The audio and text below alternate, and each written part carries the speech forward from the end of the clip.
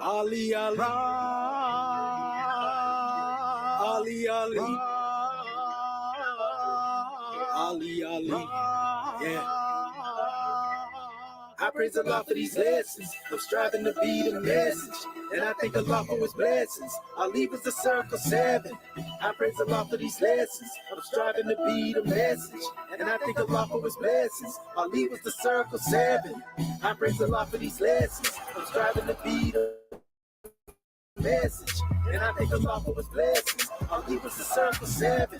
I praise Allah for these lessons. I'm striving to be the message, and I thank Allah for his blessings. Ali was the circle 7.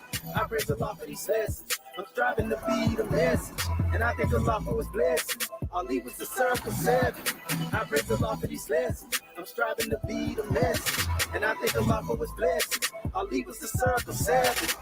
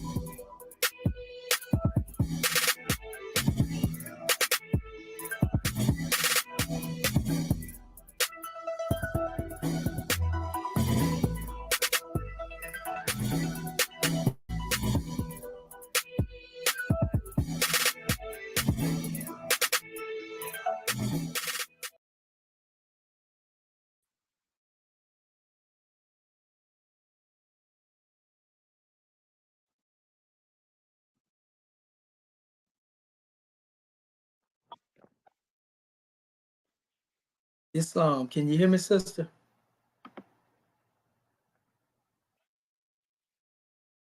Gratitude. Islamism without want to rise upon the 7 within the circle of justice, mercy, love, and right, and give all praises to the great God Allah, Father God Allah, and honors to his holy prophet, honors to our holy prophet, Noble Drew Ali, Al-Hajj Sharif Abdul Ali, that is. We give honors to our Moorish kin once again, here, there, and everywhere, and therefore honors to all of you who are continuously honoring yourselves by being yourselves. But let us come forth with our ancient committee and adept Moorish American prayer. And as we come forth, we ask that you open up your hearts and minds as we open up the way. Islam, Islam, Islamism. Ya Allah abnu heru makuneteru, Ya Allah abhet heru, Ya Allah ma'at heru, Ya Allah hotep heru, Ya Allah heru, Ya Allah ma'at herikuti, Ya Allah ahwajeta juti, Ya Allah pert im sutek pert im heru, Ya Allah bamaduti, Al-Hajjat Shepsis Rayab to Ali. I mean, Hariyas, Hariyas, Hariyas. And that is to say Moorish kin in transliteration. O Allah, the Father of the universe. O Allah, the Father of love. O Allah, the Spirit of truth. O Allah, the Spirit of peace. O Allah, the Spirit of freedom. O Allah, the Spirit of justice. O Allah, you are my protector. O Allah, you are my guide. O Allah, you are my salvation by night and by day. O Allah, through your holy prophet. O Allah, Drew Ali. Amen. Holy Issa, Holy Issa, Holy Issa. Islam, Moorish kin. And now we come forth before you with the divine constitution of Moorish America, salvation, our God, unity, the 7 supreme constitutional acts of law. Act 1. The Grand Sheikh and the Chairman of Moorish America empowered to make law and enforce laws with the assistance of the Prophet and the Grand Body of Moorish America. The Assistant Grand Sheikh is to assist the Grand Sheikh in all affairs, if he lives according to love, truth, peace, freedom, and justice, and it is known before the citizens of Moorish America. The bylaws, Act 2. All meetings are to be open and closed promptly, according to the Circle 7 in love, truth, peace, freedom, and justice. Friday is our holy day of rest, because on a Friday the first man was formed in flesh. On a Friday the first man departed out of flesh and ascended unto his Father God Allah. For that cause, Friday is the holy day for all Muslims all over the world. Act 3.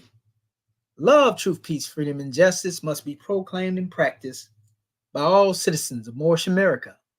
No citizen is to put in danger or accuse falsely his brother or sister on any occasion at all that may harm his brother or sister, because Allah is love. Act 4. All citizens must preserve these holy and divine laws, and all citizens must obey the laws of the government, because by being a Moorish American, you are part and parcel of the government and must live the life accordingly. Act 5. No organization of Moorish America is to cause any confusion or to overthrow the laws and constitution of the said government, but to obey hereby. Act 6. With us, all citizens must proclaim their nationality, and we are teaching our people their nationality and their divine creed, that they may know that they are part and parcel of the said government, and know that they are not Negroes, colored folks, black people, or Ethiopians, because these names were given to slaves by slaveholders in 1779 and lasted until 1865 during the time of slavery. But this is a new era of time now, and all men now must proclaim their free national name to be recognized by the government in which they live and the nations of the earth. This is the reason why Allah, the great God of the universe, ordained noble Drew Ali the prophet to redeem his people from their sinful ways. The Moorish Americans are the descendants of the ancient Moabites who inhabited the northwestern and southwestern shores of Africa. Act 7.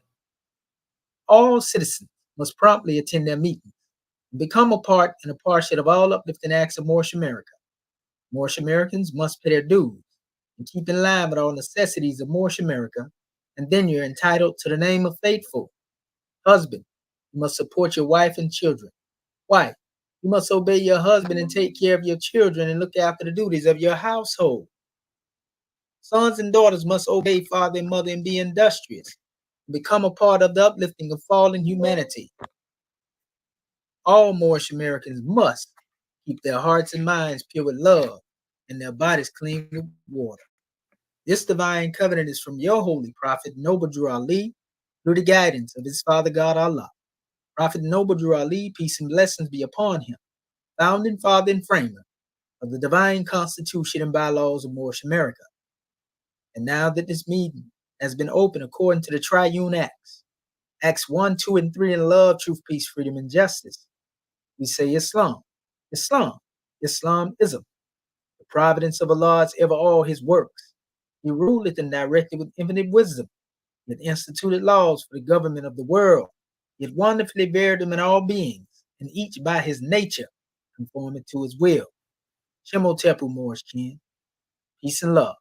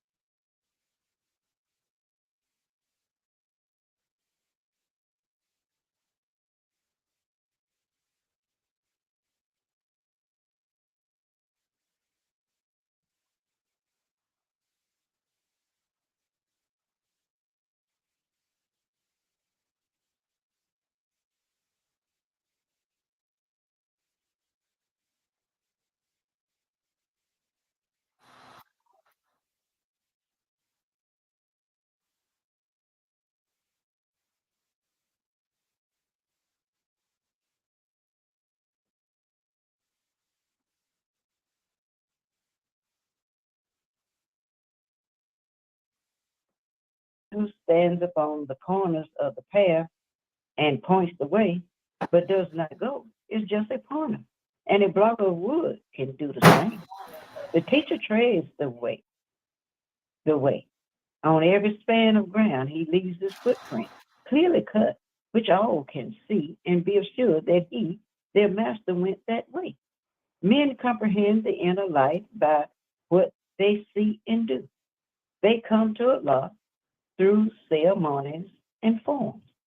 And so when they would make men know that sins are washed away by purity in life, a rite symbolic may be introduced.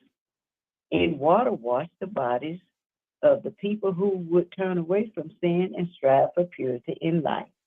The rite of cleansing is a preparation rite that they who thus are cleansed comprise the temple of purity. And you shall say, you men of Israel, hear, reform, and wash. Become the sons of purity, and you shall be forgiven. This rite of cleansing and this temple are but symbolic of the soul, which does not come with outward show, but is the temple within. Now, you may never point the way and tell the multitudes to do what you have never done, but you must go before and show the way. You are to teach that men must wash, so you must lead the way. Your body must be washed, symbolic of the cleansing of the soul. John said, why need I wait? May I not go at once and wash? Matheno said, this well. And they went down to the Jordan forward and east of Jericho, just where the host of Israel crossed. When first they entered Canaan, they tarried for a time. Matheno taught the harbinger, and he explained to him the inner meaning of the cleansing rite and how to wash himself and how to wash the multitudes. And in the river Jordan, John was washed. Then they returned into the wilderness. Now in Engedi's hills, Matheno's work was done, and he and John went down to Egypt. They rested until they reached the temple of Sakara in the valley of the Nile. For many years, Matheno was a master in this temple of the Brotherhood. And when he told about the life of John and of his mission to the sons of men, the hierophant with joy received the harbinger, and he was called the Brother Nazarite. For 18 years, John lived and walked within these temple gates, and here he conquered himself, became a mastermind, and learned the duties of the harbinger.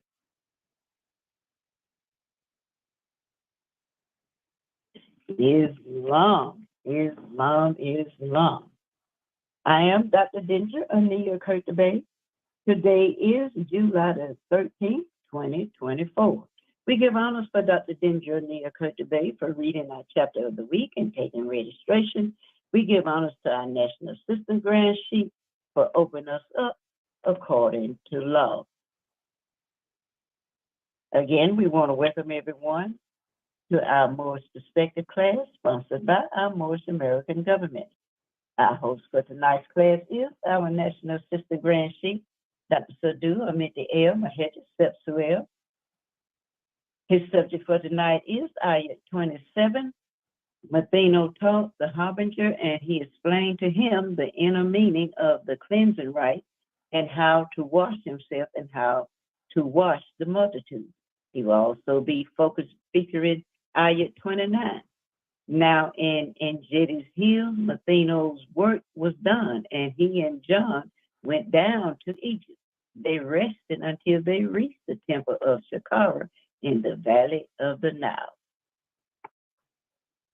Also, Moors, don't forget to check your emails for the link as we will be going live. And at this time, we want to call on our National Assistant Grand Chief, Dr. Sadu Amenti El Mahejet Sepsuel, our host for tonight. Are you there, Godman? Islam. Can you hear me, sister? Give me 1 second here. Pardon self.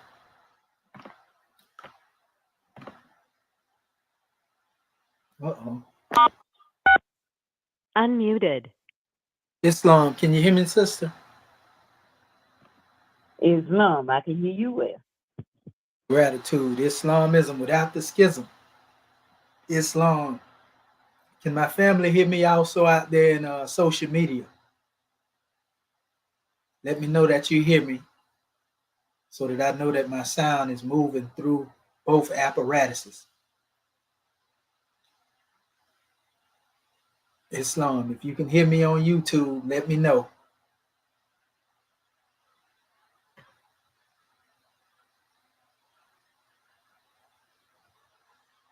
Islam, Grand National Secretary of the State, can you hear me on YouTube?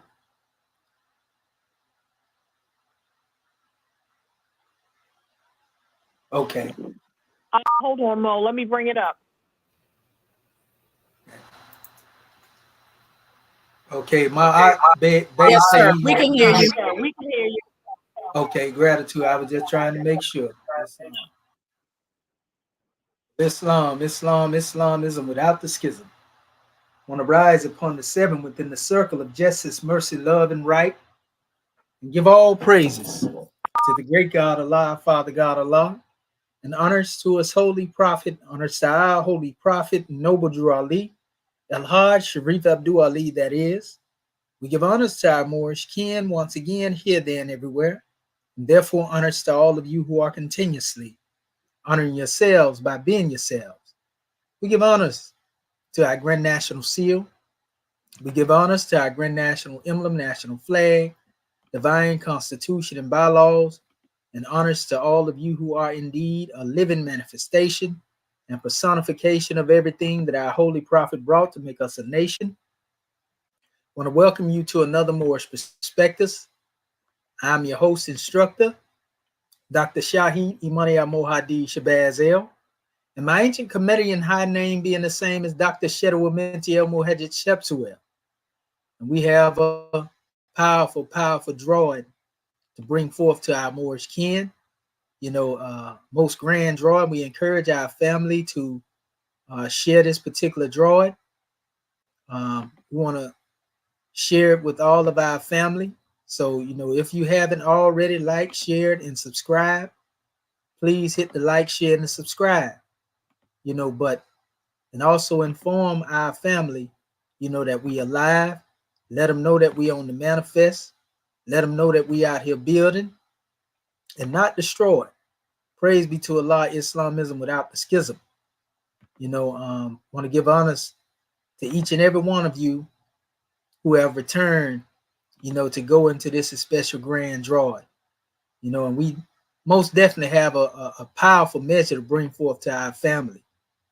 You know, the goal is to be able to demonstrate, you know, more science, you know, from a practicality expression, so to speak, or an expression of practicality and being, you know, basically to enlighten our people, you know. So we encourage our family to really have their paper on handy, because everything it is that we bring forth, we always try to make it fulfilling to the extent to where we can actually apply these things and make them applicable to our lives. You know, this is the grand goal, family. You know, this is indeed the grand goal, to wake our people up and make them more conscious of themselves and make them conscious of the reality, you know, of what it is that we are demonstrating and the work that we have been called to do and the work that they have been called to do as well. So we have a very powerful measure, and we'll be segueing, you know, from the measure that we had already demonstrated over into the grand drawing of the essence of the mention. You know, so we got some powerful drawings, like I said, to bring forth to our family. This is going to be a grand measure. I'm telling you, family. If you haven't, you know, hit that like, you know, share this information and subscribe to the channel, because that's what's going to allow us to break through the algorithm. You know, if you want to demonstrate, you know, some power, You know, the prophet says strength is in numbers. And it's time that our people get this information. A lot of our people ask, you know, can we make this information public?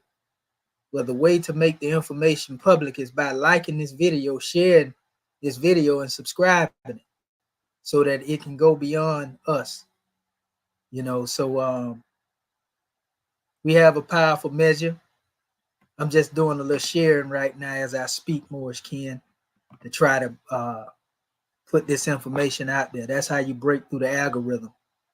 So we trying to get through the algorithm by putting this information out here. Share it, you know, within the inboxes of your family on Facebook.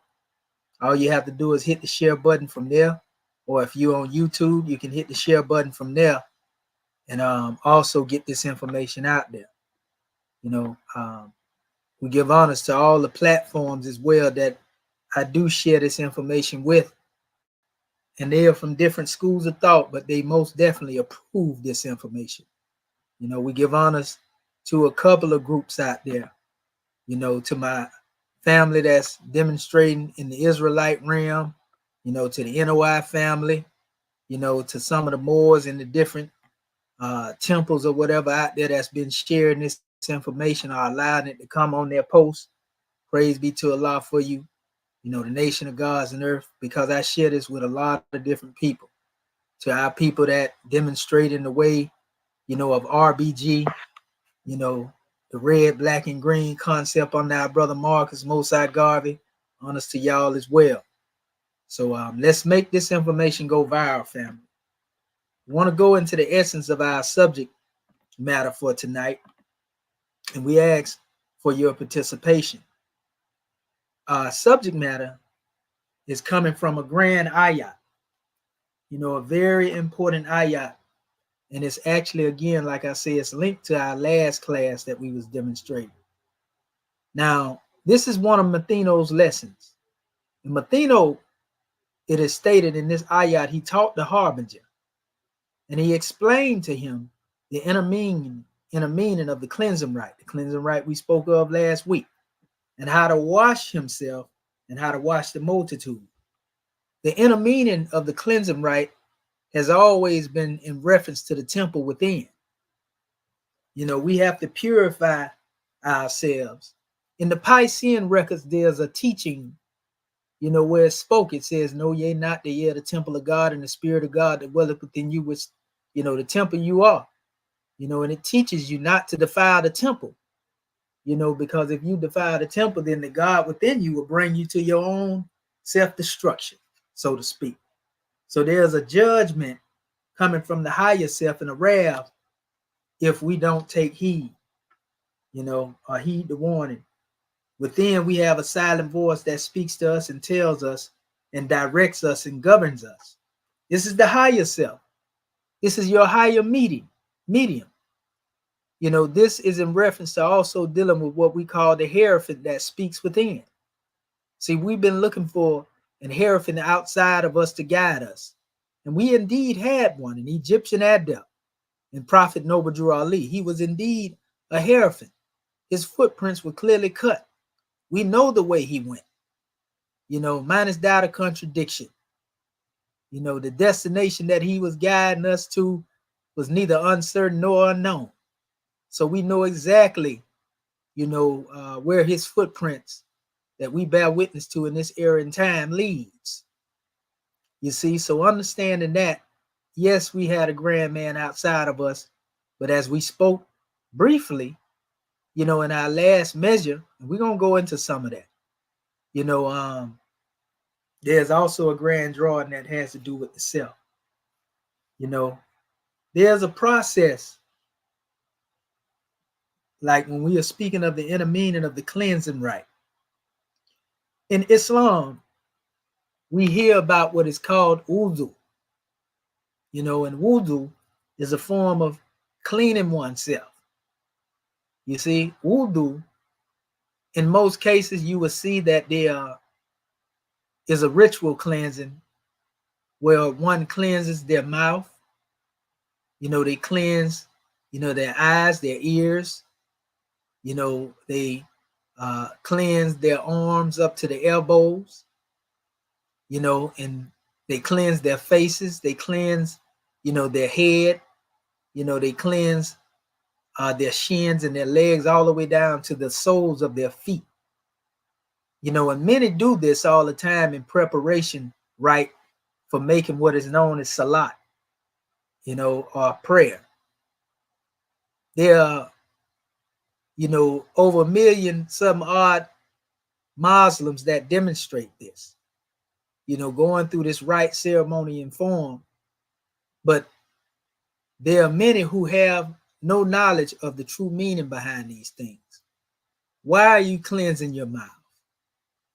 You know, it is to keep the mouth symbolically or ritually clean, you know, from those things that may be harmful, you know, speaking lies or speaking those things that will be harmful to the heart of our brother man, you know, our sister woman, so to speak. You know, this is one aspect, you know, keeping it ritually purified. There's another measure in relation to dealing with this, where one cleanses the nostrils. You know, all of these things, if you pay attention, are dealing with the 5 senses, so to speak: sight, hearing, taste, touch, smell, and so forth and so on. You know, why is it necessary to cleanse the nostrils? You know, because we talk about holy breath, you know, and whether we know it or not, you know, energy is all around us. And if we are not careful, you know, the gateway, so to speak, because this is one of the windows to the heaven. Remember, your head is upon your body, you know, so this gateway dealing with the nostrils, where breath comes in, can also become contaminated, just as it has, you know, the breath of life entering. You can have the breath of death entering based upon your level of consciousness. So this is a form of purification of the nostrils, so that we can allow the ruh, or the spirit of Allah, to come in, you know, and begin to raise the substance of the body to a higher tone, so to speak. We're able to cross the borderland of at will, from the higher self into the lower, the lower self, you know, to uplift the self, and from the lower self into the higher self, you know, to ascend, you know, at will. We can demonstrate this. So in this case, we unite, you know, in our divinity, and we are able to govern ourselves, you know, and tame that lower self to our purpose. So, you know, also we understand, again, the cleansing of the face. Now, we know that there's a word, you know, in the Grand Quran, in Surah 2, Ayat 112, Surah 2, Ayat 115, Iwaj, you know, and this is special word, Waj, you know, means the inner self or inner being. So we're talking about the cleansing rite that has to do with the purification of the inner self or the inner being. It is said at this level of Waj, when it says, whithersoever you turn, there's the face of Allah, you know, or the presence of Allah, so to speak. Whosoever submits his whole self to Allah. In these ayats, Surah 2, ayats 112, 115, look them up. The word Waj, if you go into the commentary in Yusuf Ali's translation, you know, it means inner self or inner being, or the face of Allah.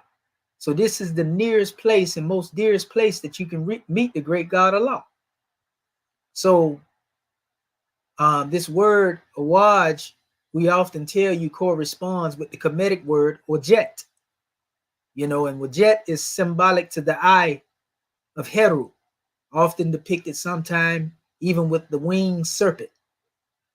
You know, the serpent with wings, which has a grand expression that has to do with the serpent power, you know, that's waiting to be liberated from the base of the spine.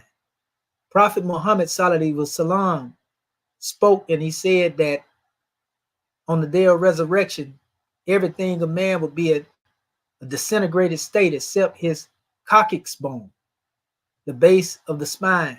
In science, there's a measure that has to do with the scimitar sacrum. That's exactly what it's called in science. This ain't something we're making it up. Look this up when I'm speaking to you.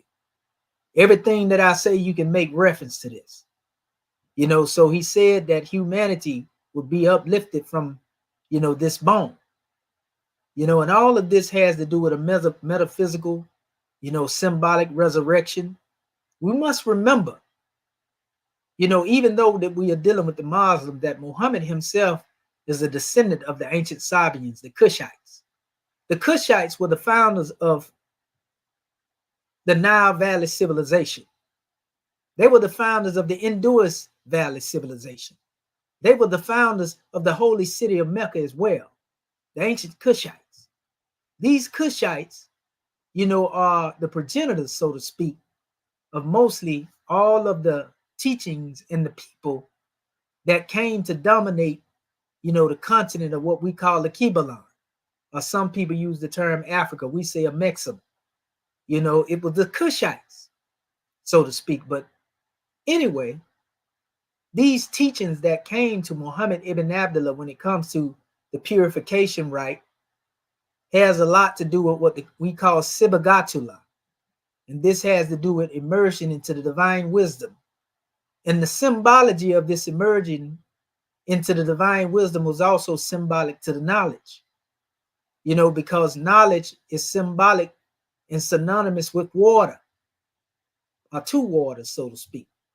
So when the prophet tells us to keep our hearts and minds pure with love and our bodies clean with water, these things have a dual meaning. There's an esoteric and an exoteric meaning in relation to dealing with this.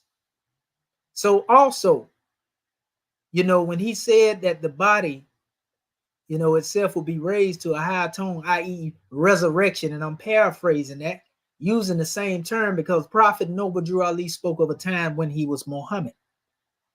You see, understanding the principle of what we call reincarnation.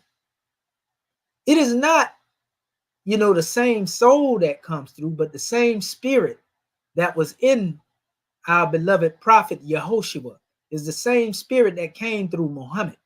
The same spirit that came through Muhammad ibn Abdullah. We can go back to Buddha, Confucius, Christian, and so forth and so on. That same spirit of divinity, irregardless of the vessel that it came through, is the vessel that came, the spirit that came through the vessel of Prophet Noble Drew Ali. And this is why we mention him as being 5 times more powerful. So Muhammad spoke of man being resurrected from his coccyx bone. That's symbolic to the rising of the Kundalini, the awakening of the consciousness of one, where that serpent power rises from the base or the root all the way up to the crown, seat of divinity in one, above the neck. This is where the lotus is, the Kemetic lotus is, of Nefertim. Look up Nefertim. And we understand the history behind a lot of this. This ain't just a bunch of mumbo jumbo that we speak in here. This ain't, just a bunch of new age philosophy. All you have to do is look at this and understand the concept of what energy and frequency is. We understand either you're going to be in a low frequency or a high frequency. Your low frequency is governed within the root. Your high frequency is governed, within, the crown chakra. This is where your God frequency is. This is where you are demonstrating at the degree of spirit clothed with soul made in the form of Allah. This is where you are demonstrating at the level of what we call the throne of Allah. And there are 3 degrees to the throne of Allah. His kursi, his arsh, and istawa. A representation of his footstool, his seat, and him rising above that special seat. Because he's not seated upon the throne, he is elevated above the throne. And this is why we say he is above the 7 heavens. Istawa is the word that is used. So he created the 7 heavens, and moreover, his design comprehended the heavens and the earth, and he rose above that special measure. So a lot of this has to do with omnipotence, omnipresence, and omniscience, or omniscience is what some people refer to. These are the 3 degrees that are symbolic to what the white Fez degree, is expressing. It is not necessarily a Fez being put on your head, even though there's symbology in that. It's not what's on your head, but what is in your head. that has to do with, what we are speaking of. We are dealing with, again, the omnipresence, the omnipotence of man, as it relates to the omniscience or omniscience of the great God Allah being ever present and working within man. But in order for us to get to this state, we have to purify our consciousness. And we were talking about these rite ceremonies of form. Talked about the cleansing of the face, the nostrils, and the mouth. Also the cleansing of the ears. We have to cleanse the ears from the things that we may have heard that may have had an influence on us and misdirected us in our consciousness and caused us to deviate, from our duty and being upright. And this can happen throughout the day. You see, we can say this deals with that day as a whole, but this happened throughout the day. And this is why in ancient Kemet, we were given the laws of Ma'at, the 42 laws. Some people say negative confessions, but these are not negative confessions. These are affirmations. And these are special 42 measures is what one actually is to recite upon rising, in the morning when they rise with Ra. You see? And there are many opportunities, arrays of opportunities, so to speak, that shines upon us throughout the day in order for us to become the greater us. So when we rise, we say, I shall not. I shall not. We don't say thou shalt not. We don't say that. Nothing is negative about this. And by the time we lay down, once the sun goes into retreat, then we say, I have not.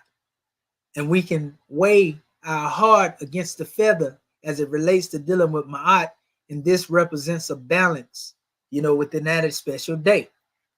And when we become so foundated in this particular measure, then every time we rise and we lay down, it's the same process.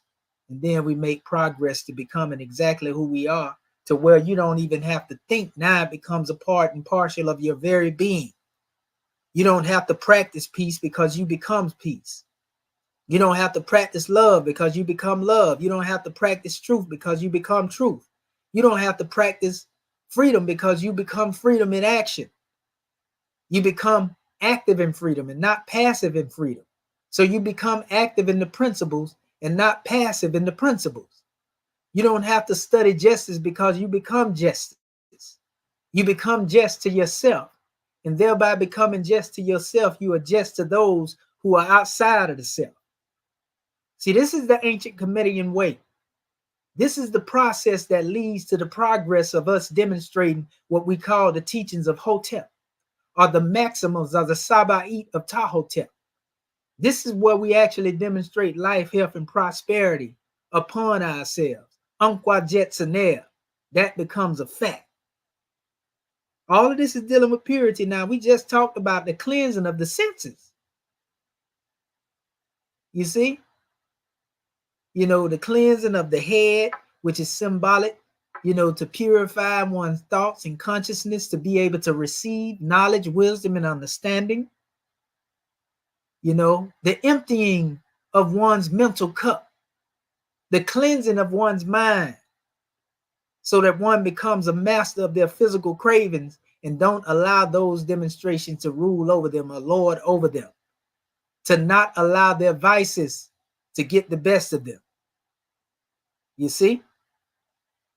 So we got some grand drawing we bring it on the manifest, and also the cleansing up, the hands and the elbow. The hand is symbolic to the mind too. But the arm up to the elbow, because this represents, the instrument by which we are able to demonstrate our hand class of unity. But this has to do with strength. The strength of Allah made manifest. So the strength of Allah is never, a state that where, one is not able to be strong when it comes to dealing with Allah. We're just not strong in the sense that where we're going to rebel against his will. We become the strength of Allah made manifest by what it is that we think. Because man himself is a thinker. The mind is a representation of man's greatest thought and being a love thought of the great God Allah made manifest.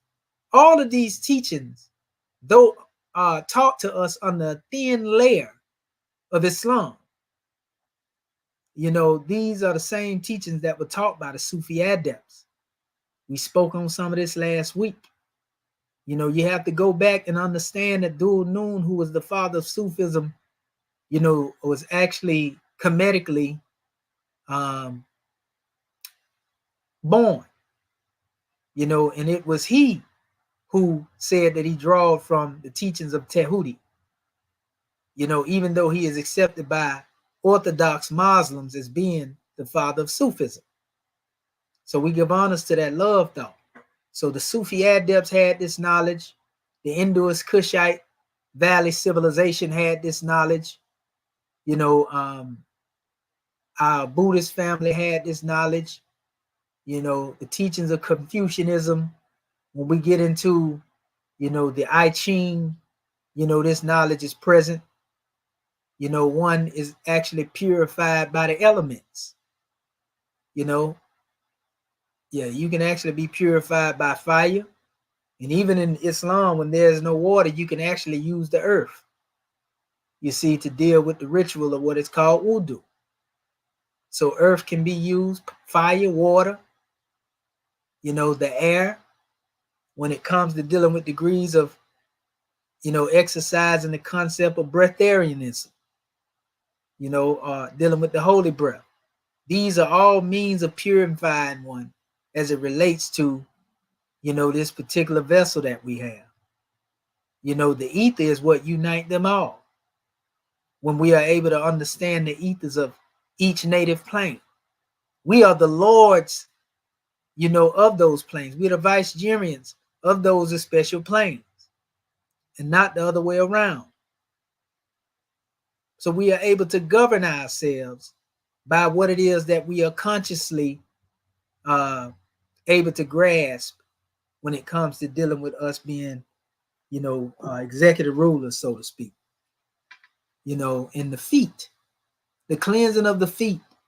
This is all symbolic to cleansing our feet from, you know, the paths that we may have walked in that may have not been conducive, you know, to our journey, you know, our pilgrimage in a particular day. You know, and once we're able to watch over ourselves like this right here, this is a powerful measure. All this is symbolic to the cleansing of the temple within. You know, so that's what we're getting at. So Matheno, the Egyptian adept, the master teacher, taught the harbinger, you know, Yahya, John. Remember, John the harbinger represent purity, and he explained to him the inner meaning of the cleansing rite, how to wash himself and how to wash the multitude. You know, so we want to go into some of that. You know, our beloved brother Mustafa Gadala, in his book called The Egyptian Mystics, The Seekers of the Way, on page 29, he speaks of the purification process. Since we're speaking of purity, he said, pure gold. See, the goal is to take this base nature, this human nature, the lower self, and transmute it into the higher self. This is divine alchemy, alchemistry, the chemistry of mortal life, the ministry of death, and the mystery of deific life. The mystery of deific life, after we unfold through that, being the higher self, under the hierophant that is guiding us or initiating us, you know, all of this has to do with the process of leading us to being pure. It has to do with the cleansing right in, within. So he states the purifying of the heart and the tongue. Ancient Egyptian transformational funerary texts are permeated with purity as a prerequisite for advancing to higher realms, heavens.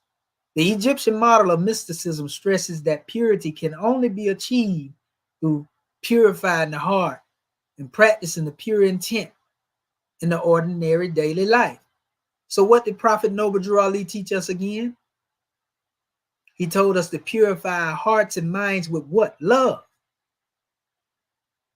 and keep our bodies clean with water. Again, yes, this has to do with the physical aspect of washing the body, the limbs, i.e. arm, leg, arm, head, but there's a greater drawing that has to do with the cleansing of one's consciousness as it relates to knowledge. The ilm or ilm. It states, in the ancient Egyptian traditions, the active faculties of Atum, Atum, and Adam. There's a sound shift here if you pay attention between the vowel U, A, and A.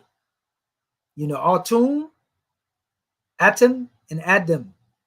A-T-U-M, A-T-A-M, and also the sound shift that deals with the D between the T, because T is interchangeable with it, so it's Adam. So in the ancient Egyptian tradition, the active faculties of Atum, Atum, and Adam, the perfect man, since we were talking about the Insani Camille last week, were intelligence, which was identified with the heart and identified as Heru, or Horus, the solar netter god. Heru is the seed of Alsar and Alset, which are synonymous with Ish and Isha. Alsar is symbolic to resurrection as it represents the sun, and Alset is symbolic to the moon as she reflects the light to her seed. The light is reflected in, then the stars are illuminated as a result of this. This gives birth, to the wisdom as it expands throughout the cosmos. But it says that he is identified, Heru, the solar netter, it's identified with action, which is identified with the tongue, and identified as Ptah, Tehudi, who is mentioned in our Moorish Holy Quran too, a lunar netter god. So the solar and lunar netter, Neteru gods, stress his universal character in the Shabaka stele, dated from the 8th century BCE. But it is a reproduction of the 3rd dynasty text where we read, there came into being as the heart, Heru, or Horus, and there came into being as the tongue, Tehudi, Ptah, in the form of Atum. So we are seeing that Heru represents a solar energy, you see? And then we see that he also represents a union in the lunar entity as it relates to Tehudi. And this comes in the form of Atum. Tehudi also means divine mind as well. It says one thinks with the heart and acts with the tongue. We say the heart is the nearest place that we can meet the great God Allah. So if we think with the heart instead of thinking, with feeling on the corner level, then we begin to act with our tongue as it relates, and we can speak our success in the being. This is called Heka. The heart thinks all that it wishes, and the tongue delivers all that it wishes. So we are told in our teachings in Moorish science that the tongue is the ambassador of the mind. You see, look that up in the Book of Fire. We give honors to our chairman for that thought. It states the significance of the heart and the tongue permeates ancient Egyptian texts and was subsequently adopted into Sufism. The ancient Egyptian depiction shows the perfected person being purified by the combined action of his heart, Heru or Horus, and the tongue, Ptah, with water in the forms of Ankh. It says it was, and the wasp, pardon self, which represents lustrial water. It's almost like pouring of a libation of consciousness over one is what is demonstrated in the actual anaglyph that we see. Tehudi and Heru is pouring, streams of water, sometime in the form of the Ankh. It comes out of these different cisterns, so to speak. But it says the Ankh represents eternal life, and the wasp represents authority, a total self-control. So that's key. So if these Ankhs represent drops of water, then this is the waters of eternal life being poured over one in a symbolic libation, a ceremonial rite and form. And the wasp, which is a staff in most cases, also being seen in this form of the waters, represents authority. So this is where our self-control come from. The authority that we have over ourselves, total self-control. So it goes on and it states, likewise, the aspirant in the Egyptian model learns to purify his inner self by taming vices and practicing the opposites of such vices in society. Knowledge is both gained by the mind and acquired by experience. Inner purification must be completed by practicing good social behavior in ordinary daily life. Every action impresses itself upon the heart. The inward being of a person is really the reflection of his deeds and actions. See, this is what we talk about. Our ways, acts, and deeds. Doing good deeds thus establishes the inner qualities, good inner qualities, and the virtues impressed upon the heart in turn govern the actions of the limbs. Arm, leg, arm, head. Now we know that the highest degree of unfoldment is that we come from being a merely just a Muslim into a Muslim. What is a Muslim? The will of Allah. A Muslim is the will, and a Muslim submits to the will. Nothing wrong with being in submission to the will, but we conform to the will when we become conscious of our reality, when we become conscious of our station in the work that we've been called to do. So this is known as mushinun, being a doer of good deeds as well. The true Muslim is mushinun, because we have reached the stage of what we call fruition, you see, which is also known as ihsan. So it says, as each act, thought, and deed makes an image on the heart, it becomes an attribute of the person. This maturation, it says, of the soul through acquired attributes leads to progressive mystical visions and an ultimate unification with the divine. Reciprocally, the knowledge obtained by both intellect and intuition is a source of virtue that must be practiced in ordinary life.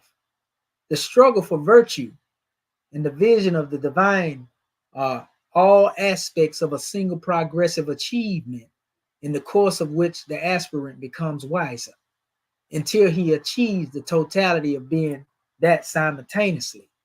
Entails mystical vision by an ordinary piety, so to speak.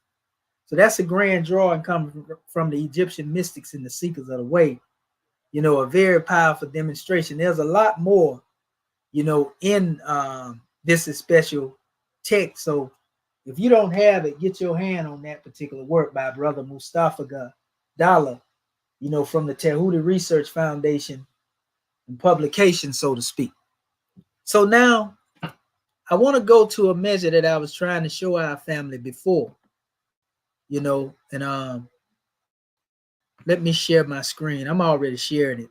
I actually just need to open up to exactly what it is. I'm gonna stop sharing this, and I'm gonna open up this other tab that's dealing with this information. So, and this is going back to the website, my website, Matheno's Archives of Tehuti, which you see, you know, Matheno's Archives of Tehuti is really an expression of Ma'at.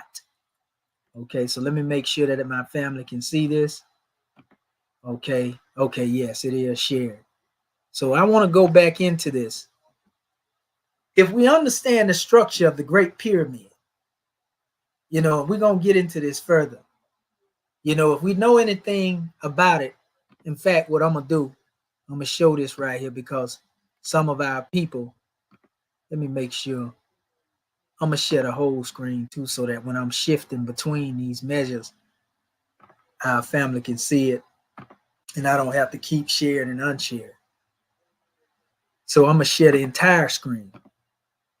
And let me go back here. Let me also share my audio and make sure that is being shared with you all. So I'm going back here and I'm going to go into this particular record here.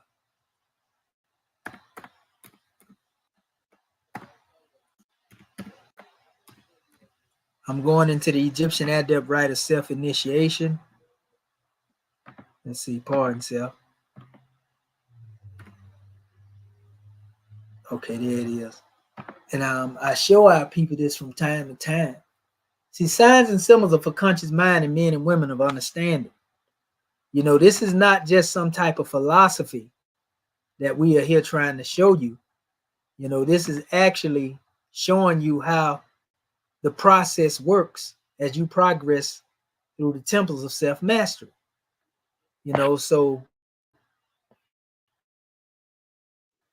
this 7 is universal. Prophet Muhammad ibn Abdullah himself went through these degrees of initiation. He was taken through the 7 heavens by the angel Jibril, whom we refer to as the Comedian Adept. You know, that was his guide, his adept guide, so to speak. And our adept guide was not only Prophet Noble Drew Ali from the plane of things made manifest, but Prophet Noble Drew Ali as he works from the plane of soul. You see, he's still alive, family. You know, our ancestors have always taught this. There is no death to the righteous. Praise be to Allah, as it's spoken of, you know, in the Grand Quran. You know, there is no death to the righteous. So everybody that knows anything about our rite of self-initiation knows that there is, you know, an underground interest, you know, which is also an exit way that the prophet came through when he came out between the paws of the Sphinx. Go do this research, family. Look it up. In the Giza Plateau, you know what a pyramid is, the 3 pyramids, you know, the Great Pyramids, you know, and so forth and so on. In this particular area, you would know that there's underground entrance as well as an exit point. This is how the prophet was able to be initiated into the pyramids and find his way out. That's why it tells you, if you're looking at the screen right now, it talks about the steps, how one goes down. It has a ladder, an arch entrance where one enters the hall or the tunnel, you know, and enter the circular temple. One keeps going and they enter the junction of the 3 passages to the pyramid. You know, once they go through the doorway, the circular temple, and then they go into the pyramids, you know, and all of this is beneath the Sphinx. Go and look this up, you know, and look at the videos and look for information based on the secret passageways beneath the Sphinx that lead to the pyramid, you know, and that way it's going to shock your mind. This is literal passageway. So, you know, we have another measure showing the same thing, showing the secret entrance. There are actually 2 entrances here, one that comes through the Nile and one that actually comes above a little bit, you know, where you come from the top and go down to the ladder. Both of them meets at this ladder, you know, where we're dealing with the reception chamber under the Sphinx, which is, you know, somewhat symbolic to a room of resolution, so to speak. So again, this goes through the circular temple and then it leads to the pyramid. Again, there's a hidden door and a passageway. The prophet was initiated and he had to find his way out. So when he ended up through the paws of the Sphinx, you know, he had to come out of this same way. We can see also in this next one that I'm showing here, the same thing, you know, the ladder, the entrance under the Sphinx, you know, the circular temple of the neophytes. And we already know the neophytes are mentioned in our Moorish Holy Quran as well. You know, these are student adepts. This is the passage to the pyramids again. So, yeah, we have all these things. Then we have another view of the elevation, you know, above ground, looking toward the west. You see, and when you look toward the west, you can see the Sphinx having the 3 pyramids behind it. You know, but there's something that is significant about the pyramid, you know, that is dealt with to the far right of this document, and it is the Grand or the Great Pyramid. And it has what we call a grotto, which is the lower chamber, the subterranean vault. And then it leads up from there into the Queen's chamber. Then it leads up into what we call the King's chamber after going through the Grand Gallery, which is a merging angle all the way up into the King's chamber. So technically, there are really 2 chambers here. The subterranean vault is not necessarily a chamber of ordeal when it has to do with mastering the self. It's more of a gestation period, a waiting point. This is where one is in preparation. This is where one goes into knowing the self, a knowledge of the self. You see? And it is here where one is told to reflect upon the signs and the symbols, so to speak. The texts of Unas are said to be in these special areas here. But you will not find anything in the king's or the queen's chamber as it relates to Metanetta. But when you go up into these two chambers, it is said to be above this in the highest height of the capstone region, 5 different ways through which light comes in. It could be the solar light of the day or the moonlight of the night. It is said that there are 101 stones inside this pyramid, 21 in the ground floor and 101 that make up, the walls, in my research, so to speak. And this makes me think about the concept of one unfolding through different degrees of the 7 as it relates to, the chemistry of mortal life coming through the 7, the ministry of love divine coming through the 7, and the mystery of dig life, also dealing with the 7. The 7th adept degree of Propheta, 77721. The 101 questions and answers, to me reflects the same aspect as it relates to the 101 stones that I'm speaking of. Now, all of these things are symbolic to let you know that within you is the truth. So if we were to add those 5 chambers, hidden chambers, in the Great Pyramid to the 2, the King's Chamber and the Queen's Chamber, this becomes 7. So you see how this becomes synonymous with 7 degrees of self-mastery as it relates to the self. You see? That's why I stated, in our Moorish Holy Quran, it says, Matheno said, it says, behold this land of Egypt, of the dead. Our temples long have been the tombs of hidden things of time. Our temple crypts and caves are dark.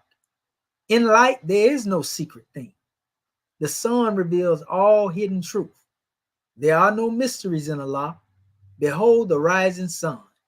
His beams are entering every door, yes, every crevice of the mystic crypts of Misraim.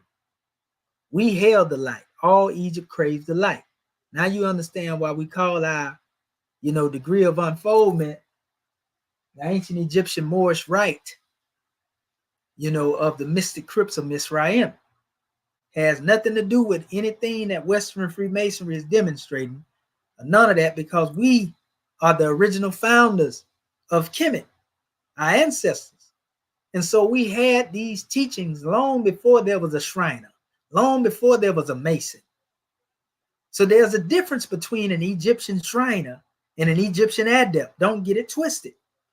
And this is coming from our Moorish Holy Quran, chapter 9, ayahs 12 through 16. And forgive me if it's the old version of our Quran. We probably have to go and update it, because we had some changes in chronology, But it says again, it has a another expression of this temple in front of me. And I have here, as it is above, so it is below, as it is within, so it is without. So I found all these charts, and this is actually highlighting the chambers. You have the chamber of ordeal, which is a subterranean vault. Again, this is the descent, and then as you go up, it speaks of a coming forth of the regenerated soul crossing the pure roads of life as one comes up. There's a door of ascent that comes forth from the well of life where the hidden lintel is. And one goes up the halls of truth in darkness, so to speak. And then the double hall of truth, all the way to the hall of truth in light. And this is the royal arc of the solstice. We heard about the light shining through, right? And they have some expressions of that here. Passing the passage of the veil, one goes into the king's chamber, and this deals with the open tomb of resurrection. This is the secret place of the hidden God, and all this really represent stages of unfoldment as it relates to the self. This goes through the degree of us being mere men coming through angelic degrees of unfoldment as swift angels, and then we come into the realm of cherubim, in the realm of seraphim. These are 3 levels of unfold. That same 3-step ladder: belief, faith, and fruition. Faith, hope, and love. Wisdom, will, and love. All of these measures, the triune Allah. You know, this is a secret place because God is with us, being within us, right? You know, and we also understand there's a lot more science behind this, you know, and we won't go into all of that here, but just know that there are chambers within the self as it relates to the degrees of unfoldment, you know, within the self, you know. So, yeah, we have these things here, you know, a representation of our own enlightenment and going through the sacred halls of the true and living God, which is the temple of man himself. You know, all of these things, family, you know, on the manifest. And we have a picture here that shows the adept. And we also have, it's a skull with a temple or a pyramid, and it has the adept on it. And we see our prophet's picture attached to that because he was the Egyptian adept master. You see? And we quoted from this chapter: the teacher treads the way on every span of ground, and he leave his footprints clearly cut, which all could see, and be assured that he, their master, went that way. Men comprehend the inner life by what they see and do. They come to Allah through ceremonies and forms. And we spoke of some of that. You see? And it says, and when you would make men to know, it says that sins are washed away by purity in life, a rite symbolic may be introduced. And so the rite symbolic has been introduced. You know, we are to become the 7th of our time as it relates to our families. The prophet was the 7th of the time that came to us because he represented a mastermind. He was the hierophant. You know, we also mentioned, you know, the different expressions that are often used on this journey as it relates to the 7 eyes of Allah, the 7 Elohim, the 7 chakras, the logo, circle 7, the initiate, neophyte, student, adept, you know, Shanu, Safek, circle and 7. That's what Shanu means. Safek means 7. This is also the same name, you know, that was actually brought forth in a corrupted form in the Piscean records when Joseph became a mastermind in ancient Kemet. He was given a necklace and a signet ring, a cylinder signet ring by the pharaoh or the Per-Ah or Ramessu in the suit who was ruling at that time. And after he was given that, you know, he was given a name, Zephanith Paneth.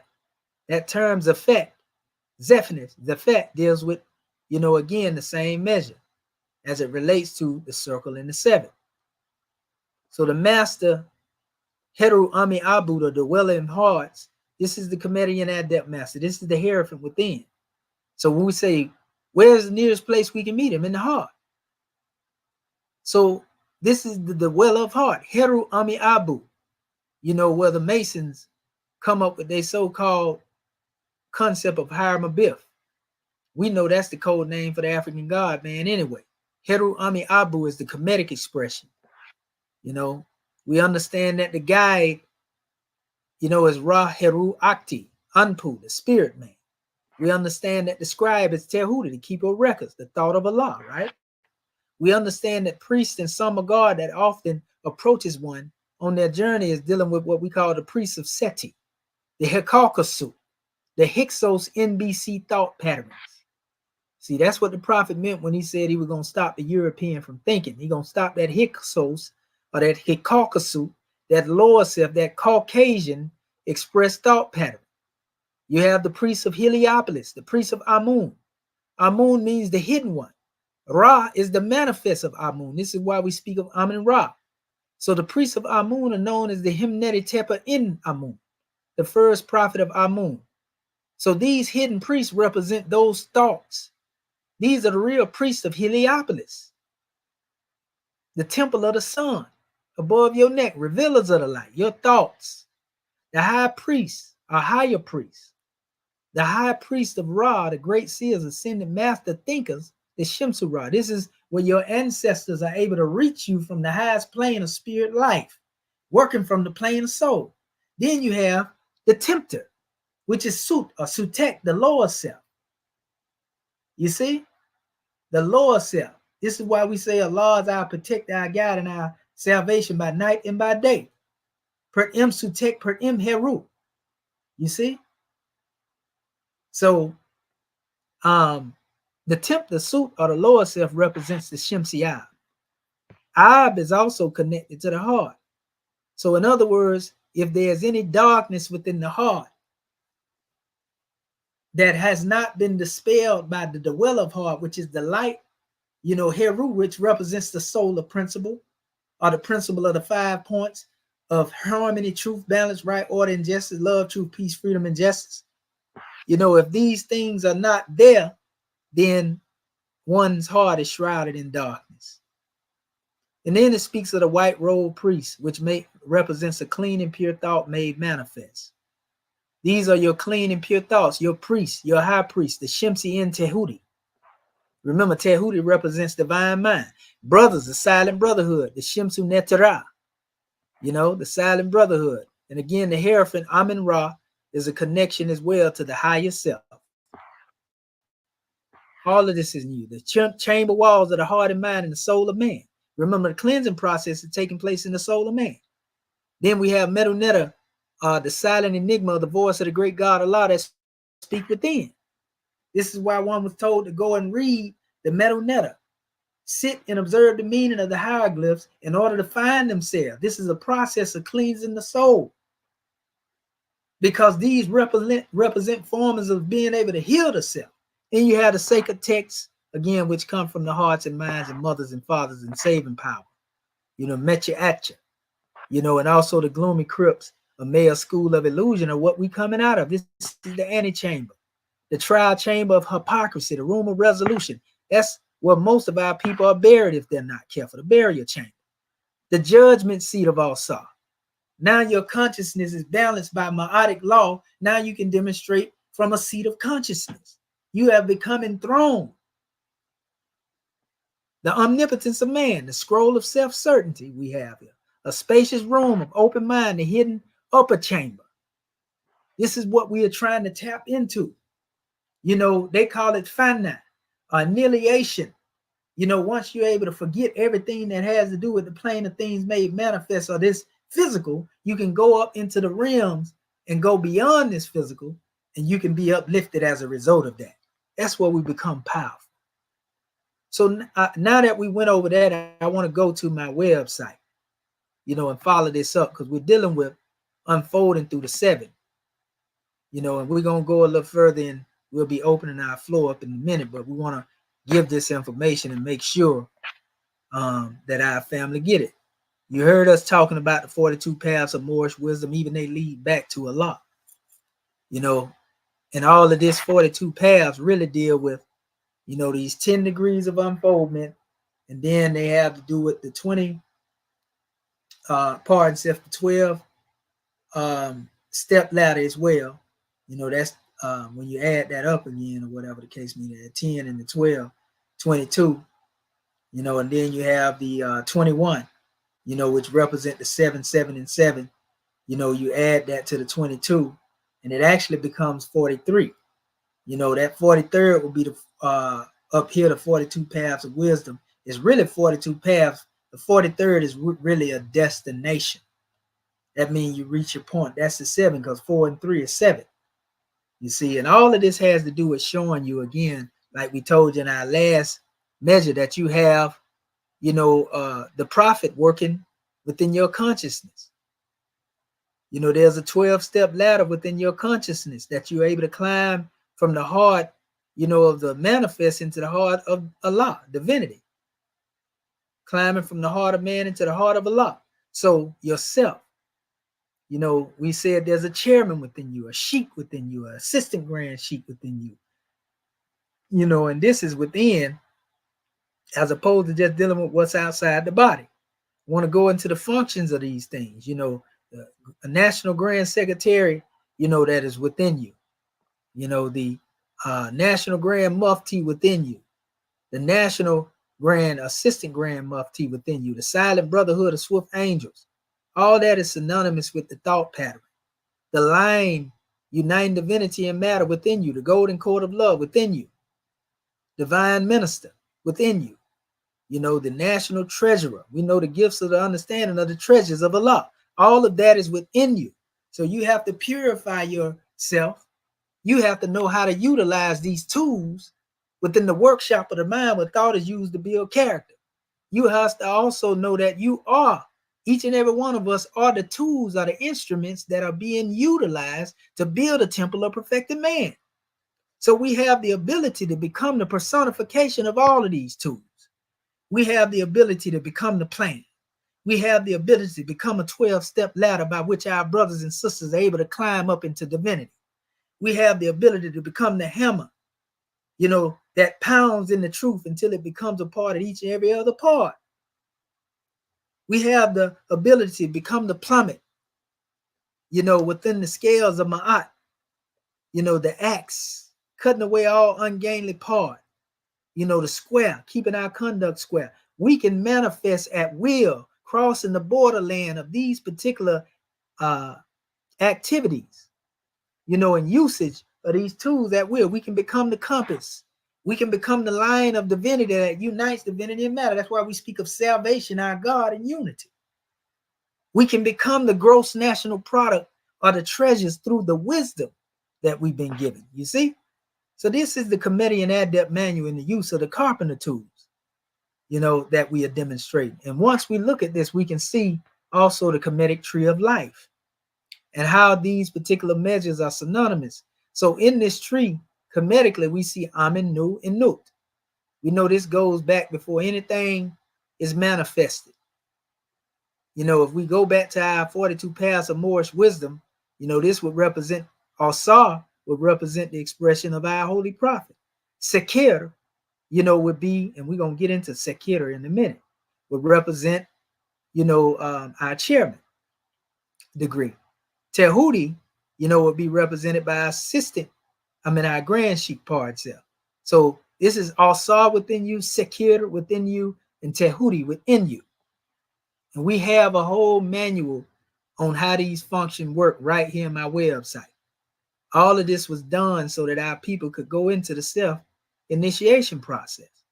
Herakuti, this is assistant grand sheik right here. Ma'at, again, the grand secretary of state. Grand mufti right here. You see? Heru again. Sabek, the assistant grand mufti. Aset, the divine ministry. The ministry starts, with our mother, the first teacher. And then she teaches the long promised sons and daughters, what it is but their whole soul has to be set on fire with love and holy zeal. This is in the sacred groves that they are taught. And you have Het Heru, also, which births, the swift angels as well. And then you have Geb, which manifests again, and Geb is synonymous with Keb. This is actually what a root of the name Jabril derives from. But the K is interchangeable with this, and sometimes they say Seb, the Seb. This is said to be the father of Al-Sa, the earthly manifestation of Al-Sa.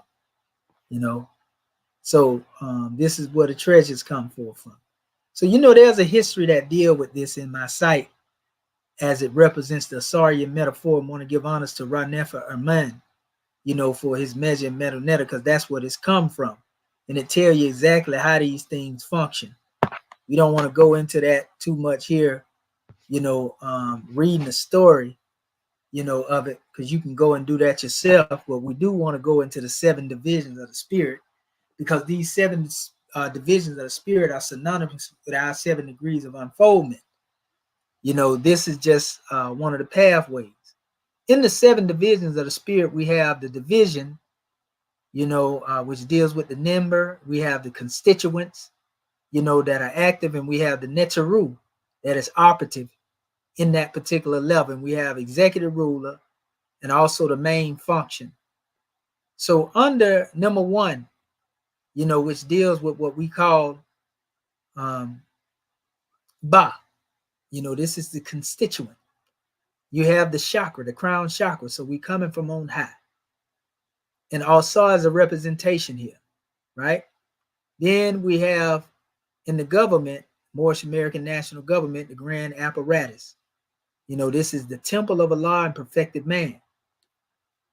Part of man's spirit where God dwells. This is the Al-Saw within you. That's the spirit where Allah dwells. The holy prophet within you is the spirit where the great God Allah dwells. When we were talking about Heru Ami Abu, this is synonymous with the same measure. Then we have number 2, the division 2. This is Ku, the third eye. This is Tehudi, the national grand sheik / the national assistant grand sheik.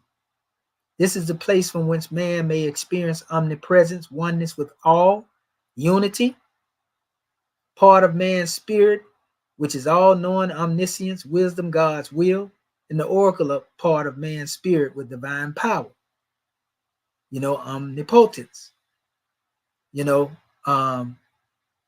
That's also a connection there because Sekim, the throat of Sekar, where the command and the voice of the great God Allah comes through our grand national chairman, which is also part of man's spirit with divine power, saving power. Then we have the 4th division, which is the Ab, the heart again. This consists of 3 different measures, Ma'at, Herakuti, and Heru. Your Grand National Secretary, National Grand Mufti, and Assistant National Grand Mufti. This is, the governors, the protectors, so to speak. And this deals with the invocation through mantra. Heka meditates between divine and the mundane, and the part of the spirit that intuits the consciousness, the law of God, and exercises man's free will. Then we have the 5th division, and its constituent is Sahu. This is the solar plexus region. Hetheru, Sebek, or Sect. They are the 3 that express the silent brotherhood of swift angels, ministers of divinity, of divine ministers, and the national treasurer. They are the coordinators and guides, it says, in the forces of the animating spirit to realize the mundane goals of existence. Then we have the 6th division. And we also have the constituent is Ka'abit, the navel. This is Gib. This is where your Moorish consul general within the self resides, and it also has to do with where the governing of the animal spirit and emotion, sense, and perceptions and sensuality, sensory and motor nervous power dwells. And then last but not least, that's 10A, and you have 10B, which is Kab. This is the 7th division, Kab, Khab, and it has to do with the root. This is the Moorish American national, that governs the physical body. Mere man, spirit's window to the physical world, which contributes to the illusion of being separate from all other things. So we have these things up here to give one a roadmap, back to their higher self, so to speak, if one were to go within. So if you go into this measure, it's some powerful drawing, family, that deal with exactly what we're talking about. These things are very, very important. There's a mentioning in 4 different degrees of unfoldment, because that was the 7 that we dealt with. And these are more like the quadratic expressions. We talk about spirit clothed with soul, and the quadrants being synonymous with the soul as it represents, "Hear now, ye cherubim, ye seraphim, ye angels, and ye men, justice, mercy, love, and right," and so forth and so on. And you can go here. We won't go over all these here, but the nu and the nut, that's one of them. The ku and the kut, and then you have the ab and the ka, and the kab and the ka'abit, which you can see that most of these are also a part of a connection to the functions of the 7. The apparatus as a whole is known as the murakaba, merkaba, some people like to call it. We broke, the phenomes down into murak, ka, and ba, and this deals with the divine apparatus of the Moorish adept, and is synonymous with the degree of coming from man into angel to cherubim and seraphim. It is the man that go through these degrees. Man is on the apparatus of the manifest plane, and he moves into the soul plane and begins to do work there. Why was spirit man given a soul? that he might function upon the plane of soul. Why was he given a body of flesh? That he might function in the plane of things made manifest. So once one goes beyond just dealing with, being a master in the apparatus of the plane of soul, one goes through the plane of thought, activity, the love thought to be specifically, and then one returns back to the spirit plane. So this is a powerful demonstration, family. We are indeed the personification, of everything it is the great God Allah placed in us to express. And so I went into a lot of that history too, talking about the pyramid and everything again. But all of this has to do with how we represent ourselves in the realm of self-mastery. So, Allah is definitely leading on and victory is sure. This has to do with the ancient Comedian rite of the mystic apparatus, Tahuti, the self. This is all us, family. Everything that we have under our feds is symbolic to what we can see here. That's why you see Ka and Ba if you're looking at the screen right now with me. Everything that you see our prophet as he returned from the east, having his Bactrian camel well saddled and equipped. And we see he had to come, this would be the east here. So he had to come from being initiated, and come back an Egyptian adept. See the heart being weighed against the feather. His heart was weighed against the feather. That's why he became worthy of bringing back our adept symbol, the scimitar and the star, which is also a comedic expression. You see, we got to cut away them ungainly parts in order to become, that star made manifest. So that being said, just touching that, I want to go into a drawing that relates to what we call, Sakara, because our chapter mentions the temple of Sakara. If we go into the ayat, our other ayat that we featured, it says that now in Engedi's hills, Matheno's work was done, and he and John went down to Egypt, and they rested until they reached the temple of Sakara in the valley of the Nile. And the Nile Valley is a stretch from Lower Kemet to Upper Kemet. So when one becomes a master, they become a master of the crown of Lower and Upper Kemet, but this has to do with a purification of the process of mastering the self, the cleansing rite of the temple within. This is what we are being told. So here's a chapter. They got a couple, not a chapter, but a site here that goes into what they call the initiation of life. And this is actually called the scimitar. This is the tying in. What makes one worthy of wearing the crown of Lower and Upper Kemet, the destrit, and the atef and so forth, and the hejet, these different crowns. But it says, first we shall discuss the essential question, initiation of what? We ain't gonna read all of this here, but this is speaking of initiation rite, and how one activates, their DNA code to manifest in the universe, their thoughts, feeling, and everything. It speaks of a lost science here, that logically deals with the types of thinking, analytical thought and structural logic, so to speak. Analytical logic and structural logic. That's what we demonstrate right now. It goes into also the initiation of life, and then they go into the actual journey through these temples.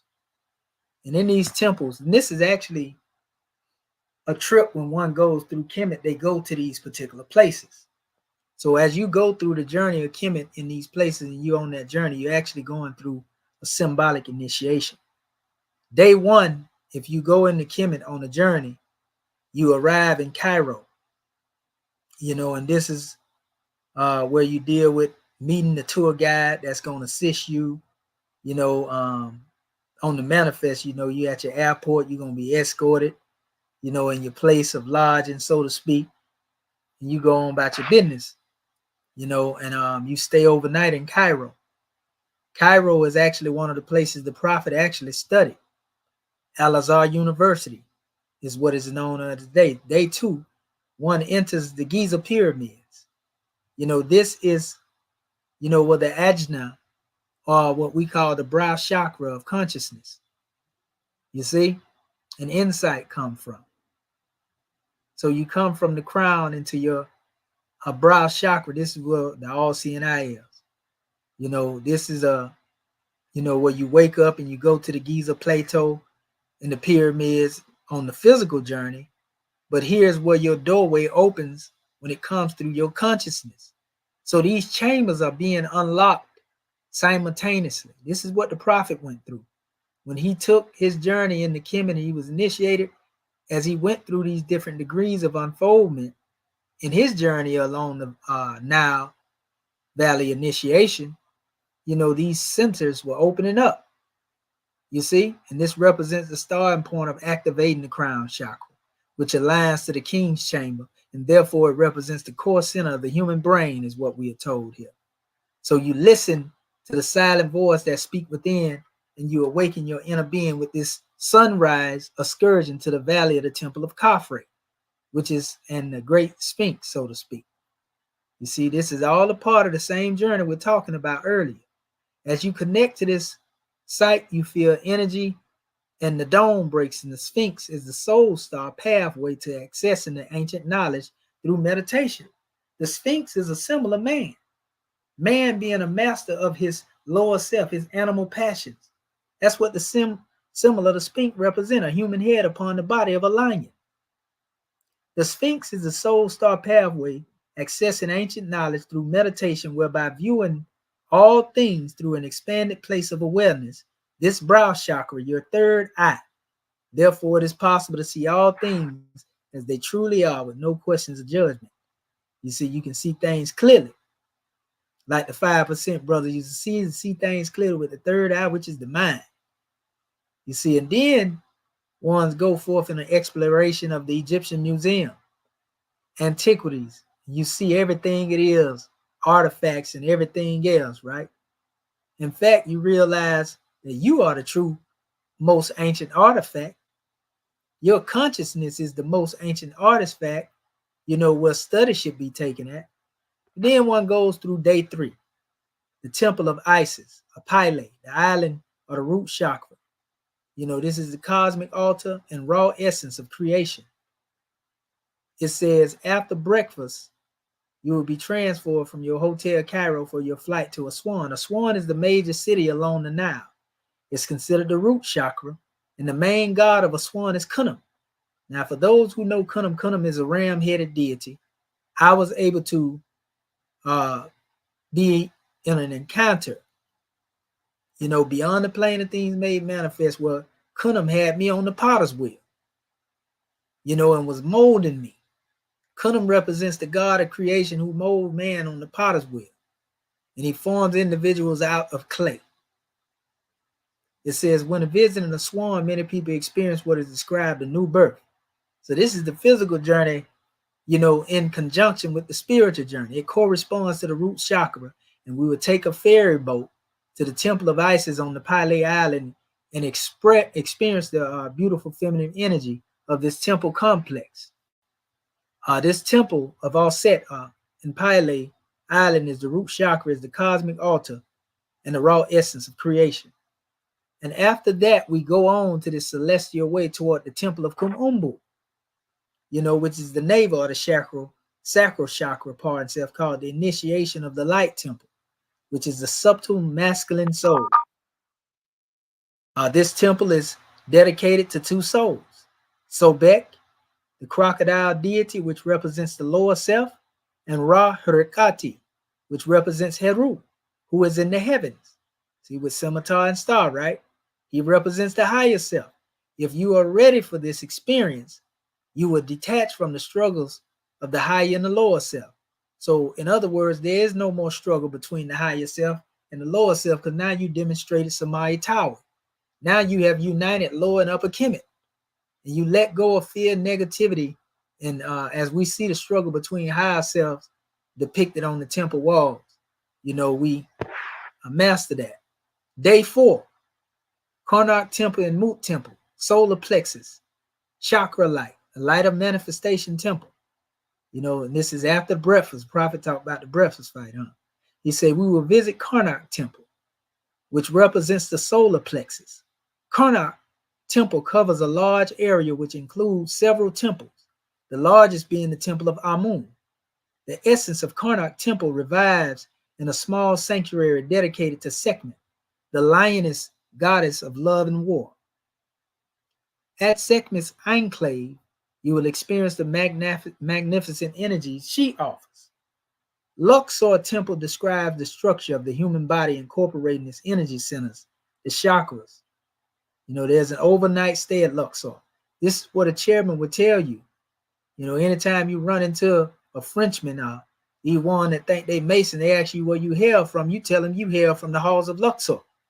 You know, and that hall of Luxor and that temple is actually demonstrated. If you're looking at the screen, those of you who have are online, the halls of Luxor were featured here. Pardon, see if I actually go over here because it'll move easy. The halls of Luxor is demonstrated here. This is an aerial view right here. You know, a true temple of the living God, the sacred halls of Ta'apit.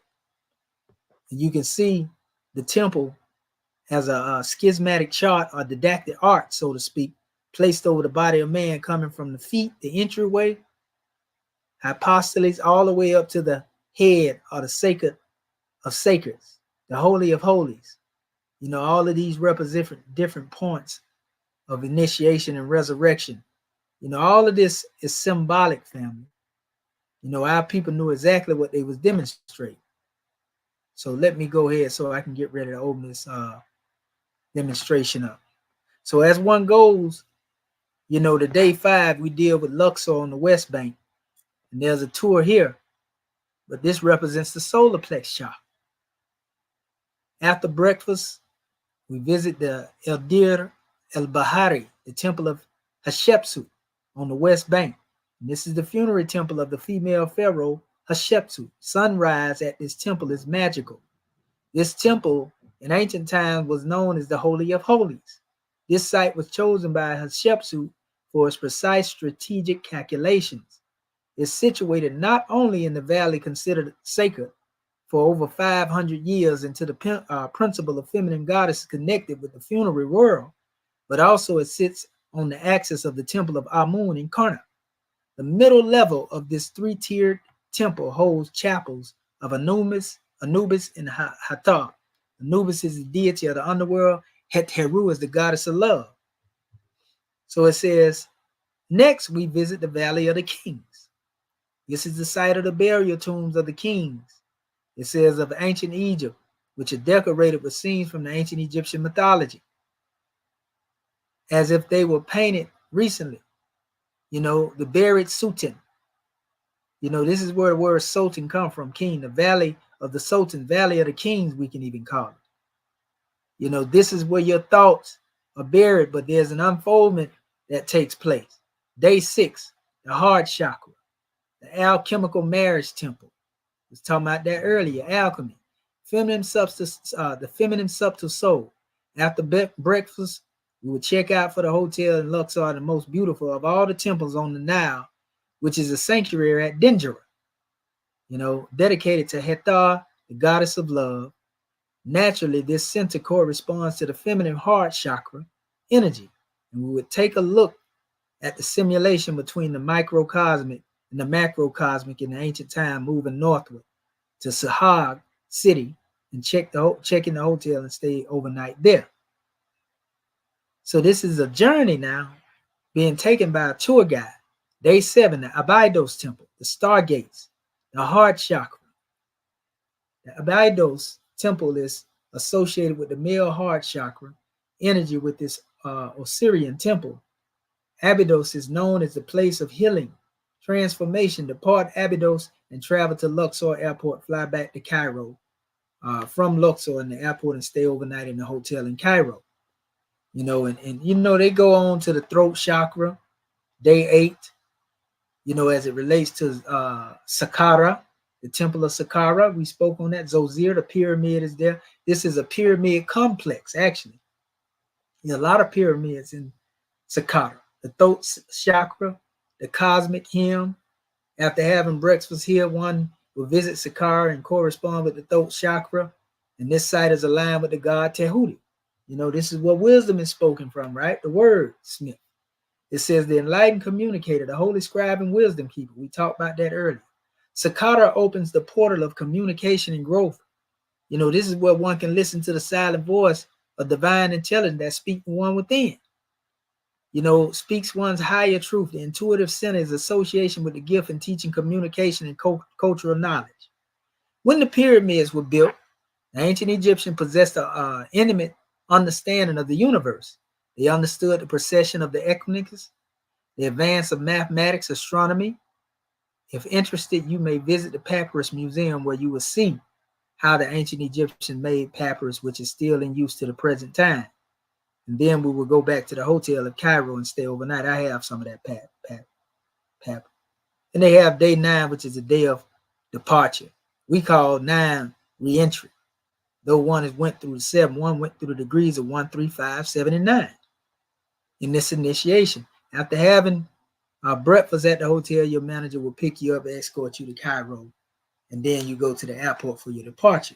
So all of this is being told synonymous with an actual journey of Kemet on how you be taken. There's a package over here for like $1,380 per person, per trip. That'll be a powerful demonstration, when we're able to take that trip together and go through that symbolic initiation. So all of this stuff, family, is very powerful that we're demonstrating here. So it all has to do with self-mastery, going within the self. All of this is also synonymous as well with, again, our initiation as we go through the 7 degrees of unfoldment. Those 7 degrees taking us from black Fez degrees into the white Fez degree. Here's that picture of the scimitar sacrum that I was showing you here. How it's shaped like a scimitar. So you forge your scimitar in the base of your spine. And you rise, cutting away all of those things that are ungainly in order to move, up the degrees level by level. So if you notice, we have, the ancient Egyptian adept ladder of initiation degrees, and they correspond with that same journey that we just showed you. This is dealing with the ancient Comedian order of the pyramids, the rite of the mysteries of All-Saw and All-Set. This is symbolic to that same journey we spoke of. Coming from a neophyte, being in a mission, being tested by the element earth, the purification process of the body and development over control of the physical appetites, preliminary testing and emotional response, intelligence and willpower and obedience. That's just the preparation degree. And then you come into the going through coming out of the black Fez degrees of the grotto, that subterranean chamber that we was talking about, 1 through 3. You come through Pisteperu, Pastophorus, the apprentice neophyte degree, being tested by water, temple opener, Amun, initiation, purification of the emotions, development of love and mastery of the emotions. Nuakeru, Nikorus, the craftsman, disciple, being tested by the element air. The temple guardian, Huhi or Ihu, which is dealing with transmutation. So you come from initiation to transmutation at will, purification of the mind, development of understanding and mastery of thoughts. Mu'allahu, Neferu, or the Melanophorus degree, master initiated. This is where you have successfully come out of those black Fez degrees into the temple high priest. Heru Ami Abu, the exhuming or the exhumation, development and mastery of the willpower and ability to act in service in any conditions of life, experience of humanity, death in the underworld. The red Fez degrees, the Queen's Chamber, 4 through 6, Casteperu, Christophorus. You become an ancient builder. You're moving through the degrees 4 through 6. Earth again is your testing ground. Eor, Ayo, this is where you become the master, adept. Aya and Yah are the words of power here. Resurrection, emergence into the higher self and consciousness. Defeat and mastery of all self-illusion and vanity. Investment with the powers and attributes of an adept. This is where you receive this at. Then we have the Ba'alahuta, the Balahate, or the philosopher and master's unfoldment state, which you're tested again by water, dealing with kimia, This is what alchemy is on the manifest. Your temple guide within, you become in tune with. Kim and Cam are the words of power here. This is where your ascension takes place. Defeat and mastery of the typhonic or Setian enemy, or the energies of the lower self, and mastery of the processes of life. This is where your alchemistry becomes a fact. Of you being able to unite the lower and the higher self. The 6th degree, Ashutara Musa, astronomers. This is Mar, where you become a seer, a priest. Air is again your testing element. Ibis, or the temple scribe, Tehudi. The bird he represented. Unification is, it brought forth. The astronomer before the gates of the gods. The discovery, just like you came through the gates of the gods in that journey we were speaking earlier. Discovery of the knowledge of the divine principles in their spirit plane. And last but not least, the white Fez degree in the king's chamber, which is the 7th. And this is Sefeknu Pekaru. Sefeknu Pekaru, the prophet, the illuminated one. This is the adept degree of Adin, the temple of the grand hierophant, Ishin Isha, Shu and Ashu, also all set. Only the great God Allah can give you that. Enthronement, the man who knows the mysteries, full illumination and unification with divinity. See the exhuming of a nation, page 375. So in closing, we state our burial is really the entombment of the original white Fez of the Moorish Egyptian adepts being changed to red and finally black. Fez worn to this grade. That's symbolic to us falling from the realm of divinity, into the rate of the atmosphere. You see, the realm of the red Fez, right? The pure meaning of the white Fez is God. But when purity is slowed down by the rate of the atmosphere, it becomes cool to red. But black is a word and not a color. And the word means death. The Turks don the black Fez because it means that they are the chief morticians of the African godmans whose code name is infidel, heathen, NBC, or Hiram Abiff. Heru Ami Abu, Through Western Freemasonry, some Moorish in the West have been marked with the black Fez to denote their continued enslavement. Book of Ali, page 6. So you have to come out of those degrees to come into a purity of thought. And that's what we're talking about. It has to do with a rite of cleansing that represent what goes on within the self as opposed to what outside the self. So at this time, what we're going to do, we're going to open up the floor for our family in regards to dealing with this measure family, and see if we can get some participation from our Moorish kin. So *6 your phone, and all is well. Islam. Islam, Sister Curta Bay. Islam, Curta Bay. Honors has already been given, and I'll be brief. Oh wow, God, man, I tell you, this was a powerful class coming from our chapter 4, dealing with ayahs 27 and 29. And I've just jotted down, you covered so many degrees. Oh wow. Definitely got to go back and listen to this playback and play it over and over, because we know the hammer, that hammer repetition help drives this teachings in. But it was so much that you covered. But what stood out to me, you talked when you was talking about the cleansing rites, how you broke all those down, how they are symbolic, the symbolic washing of the hands, washing of the elbows, washing of the feet, all those different rites and things that we were familiar with, but nobody really took the time to break it down to us. And it made me go back to when we, even when in the Piscean area, when we was being baptized, with the water, that was symbolic of cleansing the body, but nobody really broke it down to us about how that was dealing with. It wasn't a outside thing per se. Yeah, like you said, we do cleanse our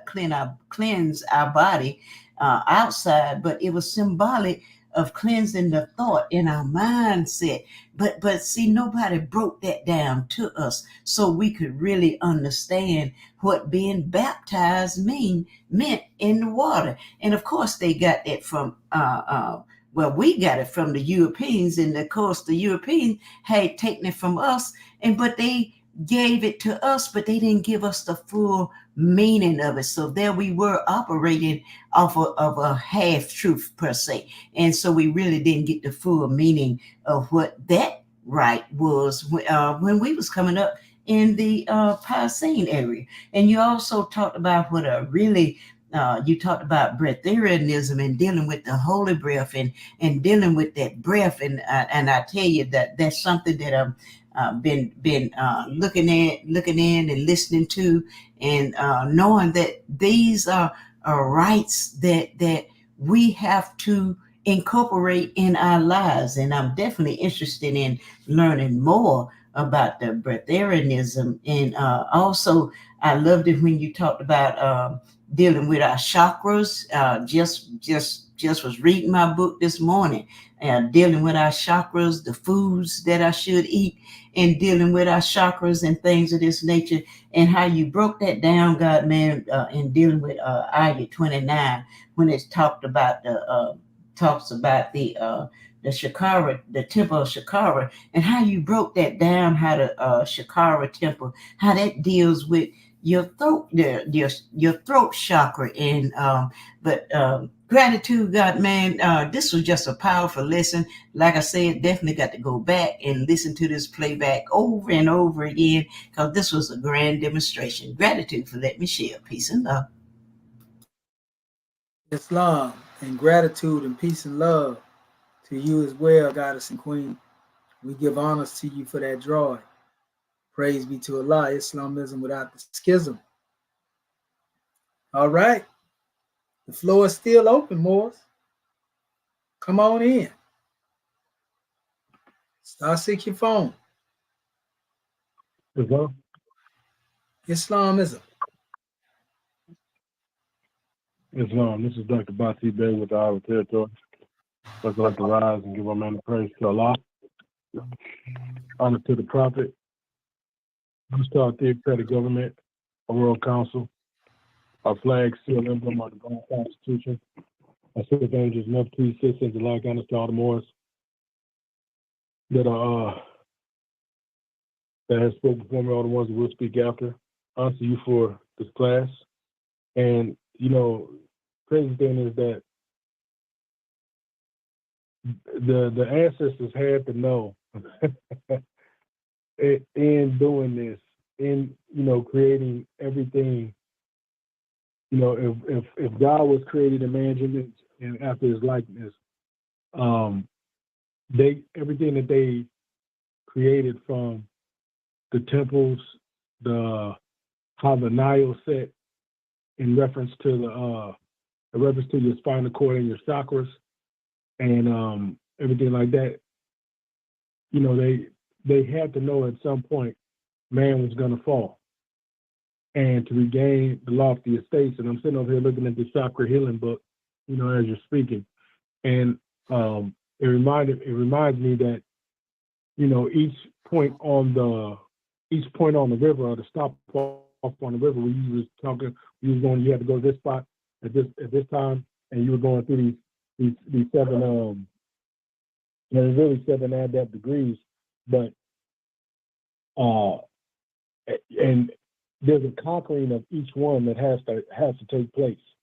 And starting, you know, there's a way that they do it, and there's a way that the Western world teaches it, and the Western world teaches it backwards, you know, and where I believe it, you know, I'm unable to decipher that, because I go from my root chakra up, but it might be I'm unfamiliar with which way it goes, but to bring the Kundalini power up, and that's what it's to do. And you gotta, in order to conquer the root chakra, like I'm gonna read this brief, you know, this brief piece out of here, and it shows you what you need, you know, basically exactly what you need to do and what you were speaking to.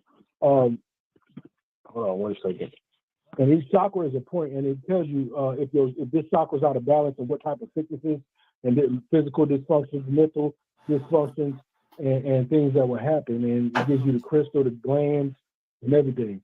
But what it says is, if your root chakra, as you speak it to, in order to get to the God essence, because that's all this really is telling you about the God self and how to elevate into that, how to get into that white phase degree or the God state. Is it says when the root chakra is out of harmony, there is an inability to trust nature. Well, what nature, you're not trusting that divine instinct that you were given. You're not trusting the nature, in the sense of you're still searching for a God outside yourself. And even if you look at the way that we operate in the West, from the medicine to the food, we're not trusting nature to take care of us. And if we were given nature in order to accentuate the God state of man, you know what I'm saying, and to get into his higher self, then we're still searching for God outside ourselves. You know what I'm saying? Because everything was given to us in the land in order for us to overcome any type of thing that we're going to have to. Even the characteristics of the other deities made flesh, as in the birds, the bees, but we have dominion over all things. And if we don't trust ourselves, then all things will have dominion over us. You know what I'm saying? And so, it was a powerful measure. And I'd like to go back over that. I like to go back over the points on the Nile, where it tells you which to go. And I like when you show the part of the scimitar and the base of the spot. When you show the scimitar and the barrel of the scimitar was at the root chakra. From that picture, it had the barrel and then the angels guarding. So even in the sense that the angels are always, the hand of Allah is always with you, and Allah's hand is not weakened. And then the seraphim and the seraphim are doing their duties as well to maintain and even simultaneously guide man into that higher state. So it doesn't, if Allah's leading on, victory is assured. And that's all. That's one thing that is a driving force when you look at the tumultuousness of man as a whole. Some have the teachings, some get the teachings, some know how to apply the teachings. But either way it goes, we are all on our paths into that, to get to that white phase degree. One way or another, we're going to get there. And with that, I leave us a comment. Peace, Islam. Gratitude for the moment. Yes, sir. Yep, that's scimitar sacrum. Yeah, scimitar is forged within the sacrum. That's that serpent power, that energy. That rises up. That's right, that most trustworthy handhold that never breaks. Islam. All right. Is there any other more who would like to come forth and express their fire? We're going to give 15 extra minutes. So don't be bashful. Come forth. Can anybody hear me on the conference call? I want to make sure our family can still hear us there too. Islam. Okay, Islam. Can you hear me? We can hear you more. Okay, gratitude. Islam, Grand Secretary of the State, and Brother Muhammad Bey. All right, Brother Muhammad Bey, what have you? We hear you loud.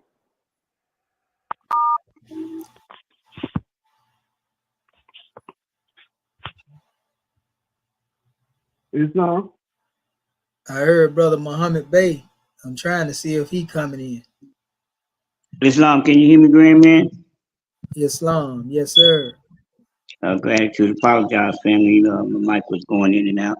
Islam, yes, this is Dr. Joe Hamid Muhammad Bey of the South Carolina Consulate. First, let me rise in praise of our Father God, Allah, who is the best knower and the best arranger of all things.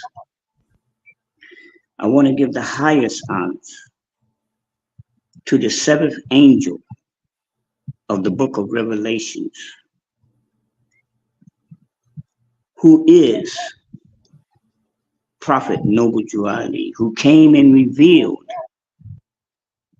the mystery of God.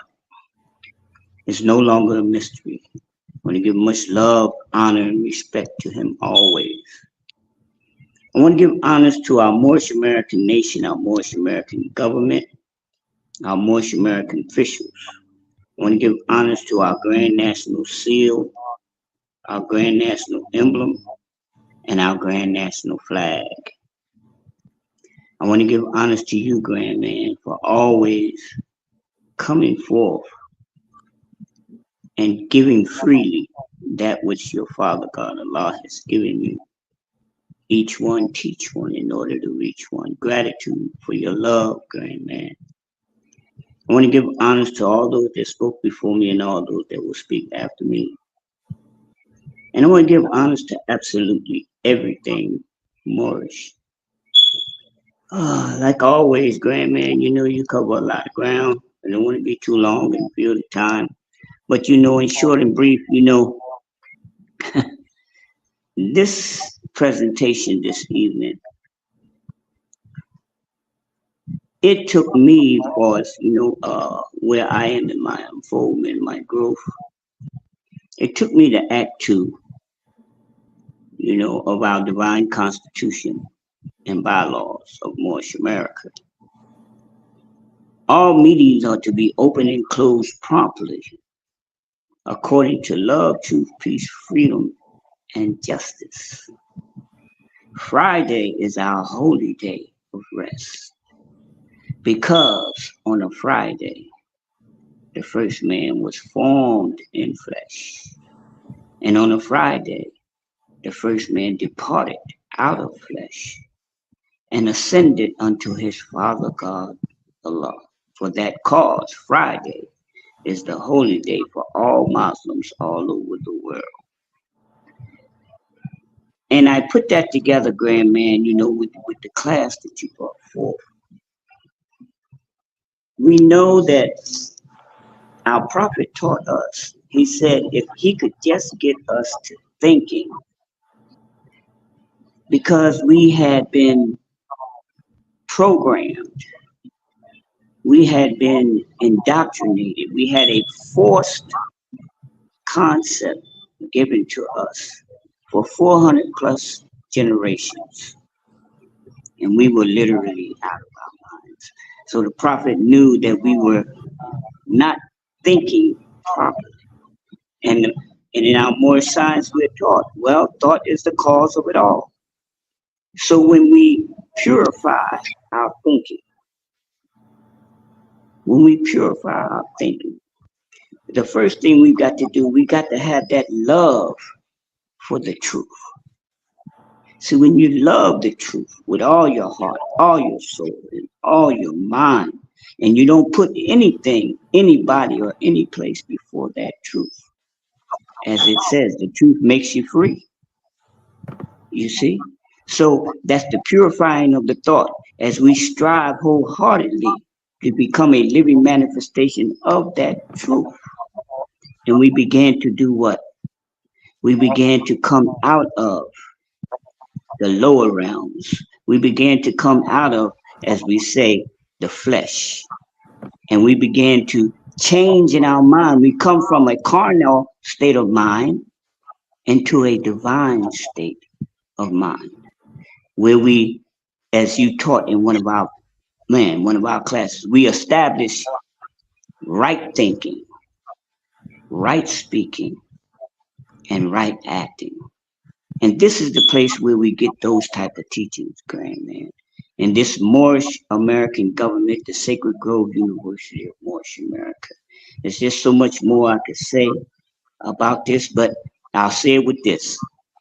Everything begins with a thought. So we have to purify our thinking. We have to change the way that we think and stop believing and start knowing. And knowing only comes with the knowledge of the truth. Islam and gratitude. Thanks for letting me share. Peace and love.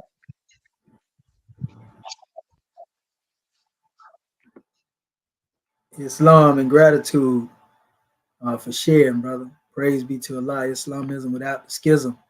Allah is leading on and victory is sure. Let me see, make sure.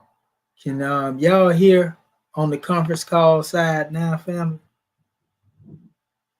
Can y'all hear the Audio coming through. Yes, sir. We can hear man. you loud and clear. Okay, gratitude. All right. Praise be to Allah, Islamism without the schism. I'm sharing the sound, so it should be like online. Pardon self, too, family, if y'all couldn't hear that. Okay. Well, all right.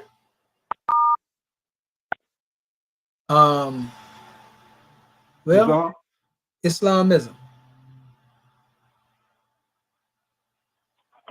Islam, yes, this is about Minister Michael Moore, being in North Carolina territory.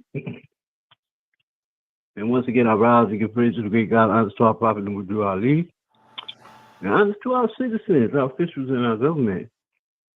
And honor to you, grand man, for that grand tour that you just gave to us. Wow. It really enlightened me to think about the prophet's hadith. Pardon self, Brother Michael. You know, in his hadith. Can you hear me? Yes, can you hear me? Yes, sir. I can hear you. I hear you now. No, you good, grand man. Just give me 1 second. I'm just trying to make sure the people on the conference call can hear you. Can y'all hear Brother Michael Moore's babe family? Okay. Yes, sir. Loud and clear. Okay, gratitude, Islam. Go ahead, brother. Gratitude. Yeah, I'm going to give my honor to our divine constitution, our seal, our flag, our emblem, and this class. That was definitely a grand tour into the minds of our ancient forefathers and sharing with us what it is that our prophet has given to us to open up our hearts and open up our minds. You know, in the hadith, the prophet lets us know that the biggest fool is the educated fool. He says that property can only be trained and never educated. The mental slavery misnomer as Negroes, Black, and colored people is that of an educated fool. And you know, as you were demonstrating, you know, I realized that, you know, the educational system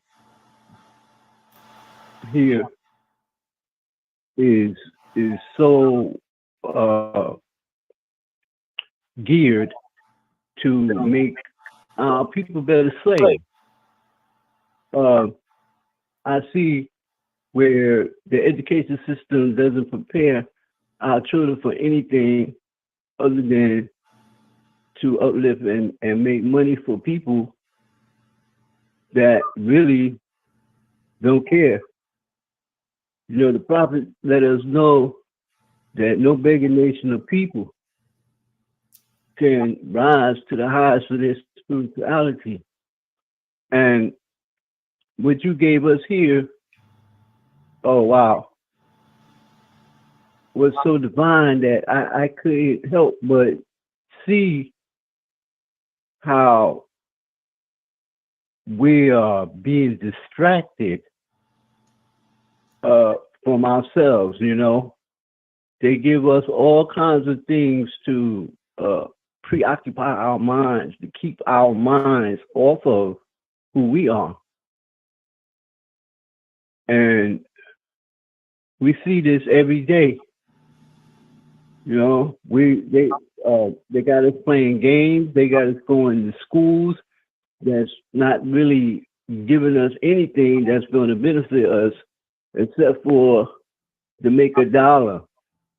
Now, you know, the corporations are getting a whole loaf, and they're just giving you crumbs for your own intellect, for the intelligence coming from your own mind and being. Whereas our prophet has opened up a door to the keys to our minds, the keys of civilization. He said, love, truth, peace, freedom, and justice are the keys to civilization. It's not difficult. You can Google the words today. Love, truth, peace, freedom, and justice. But how many of us going to focus on what those high principles really mean. Do you have time? No, you don't have time because you got to go to work. Well, what you working for? Who you working for? Ask yourself.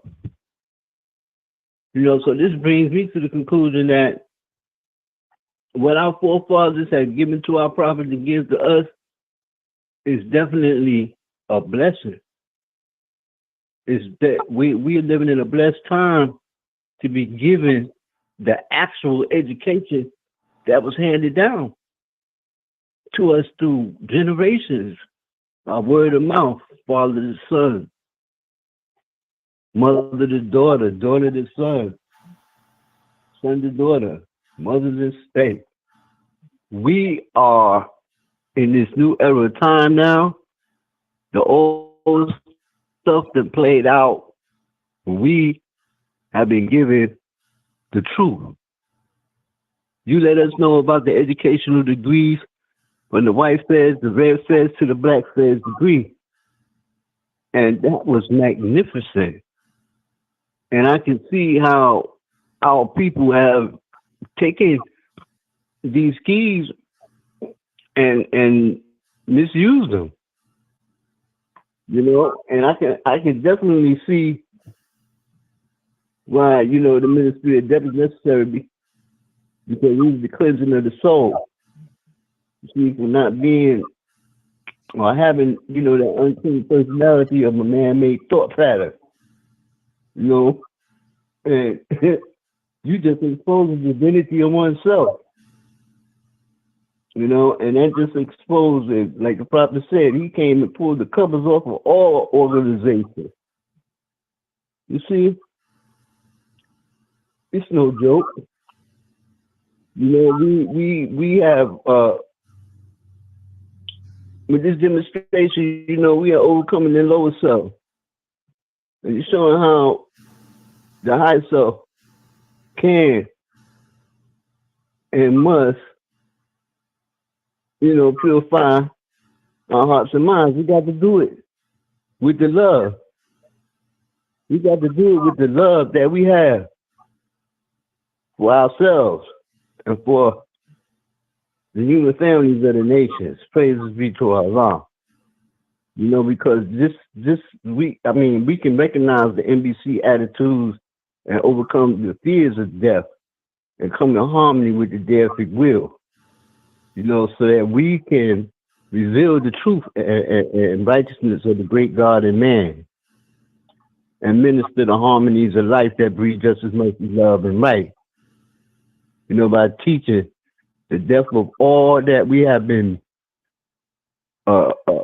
buried under, you know, and what holds the people back from being a clean and pure nation. You know, how you just explained the inner meaning of the cleansing rite, so that we can watch the multitude. Your input is invalid. And follow our prophet to a destiny that is neither unknown nor certain. With a great work of masterminds, the thoughts of Allah cannot, they change not. You know, they manifest, this truth manifests on every plane and unfolds into perfection of their kind, every living thing. And this is what we're here to do, fill that temple of perfected man. And as the thoughts of Allah can never die, you know, there is no death to any being of the seven ethers of the seven spirits of the triune Allah. And this lets us know that there is no death, because we are the everlasting gospel and our work is never done. So now the word is lost, Allah is leading on, the victory is sure. Grand class, National Assistant Grand Sheikh, peace and love. Islam, more peace and love. All right, we got room for one more. We dropped the link out there in the chat too, if one of our family out there want to click on it. But is there any more that would like to come forth and exercise their fire before we move on to our officials?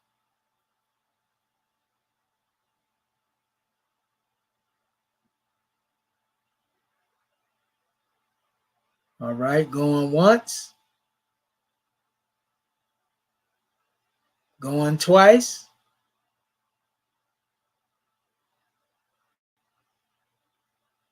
Well, all right, Morris King, you thrice blessed. You know, we give honors to those who may have wanted to come in but didn't come in. You know, and want to give honors to all of our family who exercise their fire, you know, and letting the world know that they're alive. You know, you can't get these lessons nowhere else. We always give our people a voice, you know, and those who choose not to speak, they choose to be voiceless. So at this time, we're going to call on our officials, you know, and we'll be starting with our beloved goddess and queen, Sister Offset Amun El of the Royal Council.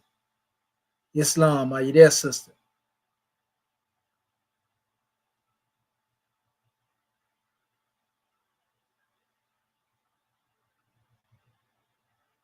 Well, all right. Praise be to Allah. We know the sister about our Father God, Allah's business. Well, let us call forth then our beloved National Grand Mufti, Dr. Khonshu Ma'ak Heru Bey, Islam, on the Royal Council. Are you there, Grand Man? Islam. Islamism without the schism. Praise Allah for the grand class, Marvel. We rise giving all thanksgiving, adoration, worship, and praise to our Father God, Allah, the great God of the universe, most beneficent and most wise, and we give the highest honors that we can give to his prophet, our prophet, the last prophet in these days, and in these times, Prophet Noble Drew Ali, El-Haj Sheikh Sharif Abdul Ali, the savior of humanity. We give honors to his forerunner, Marcus Mosiah Garvey, and we give honors to his government, our government, the Moorish American government, the government in which we live, according to Act 6. We give honors to the officials of this said government, our divine ministers, swift angels, our mufti, our royal council, our secretaries. We give honors to our citizens, the Moorish Americans. We give honors to our flag and our divine constitution and bylaws, our holy Quran, our grand national seal, our grand national emblem, our book of fire, the exhument of a nation.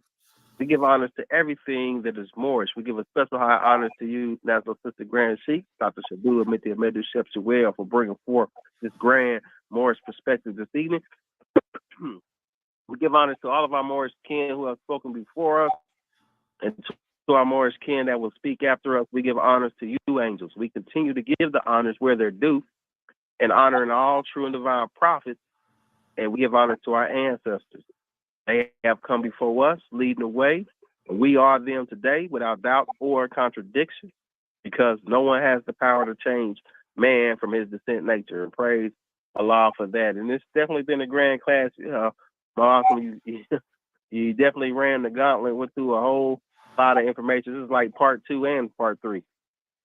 It's been a great measure, and you know, I was listening to you and how you was bringing forth the understanding how we relate our Moorish officials to, you know, our ancestral forefathers' way of doing things, and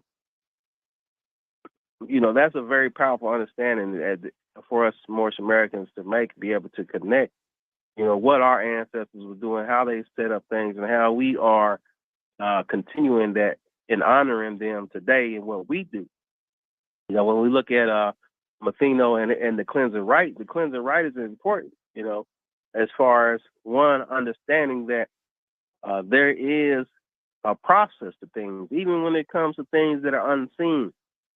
There's a process to things, you know, nothing just happens haphazardly. You know, law governs all events. And so when we, you know, I think one of the importance of having the cleansing rites is for one to understand that, you know, Allah doesn't live in a dirty house. And that's just not physically. That's a spiritual understanding, a metaphysical understanding for those who can't see the importance of casting off that lower self. Ones who want to give justification to the lower nature. Well, why can't I, just slip down this slippery slope? Why can't I do this or do that? It's, as they used to say, it's just a little white lie. It's just a little fibbing, or it's not going to hurt anybody. Well, it's not about even the action. It's the intent. The fact that you are striving or moving away from truth.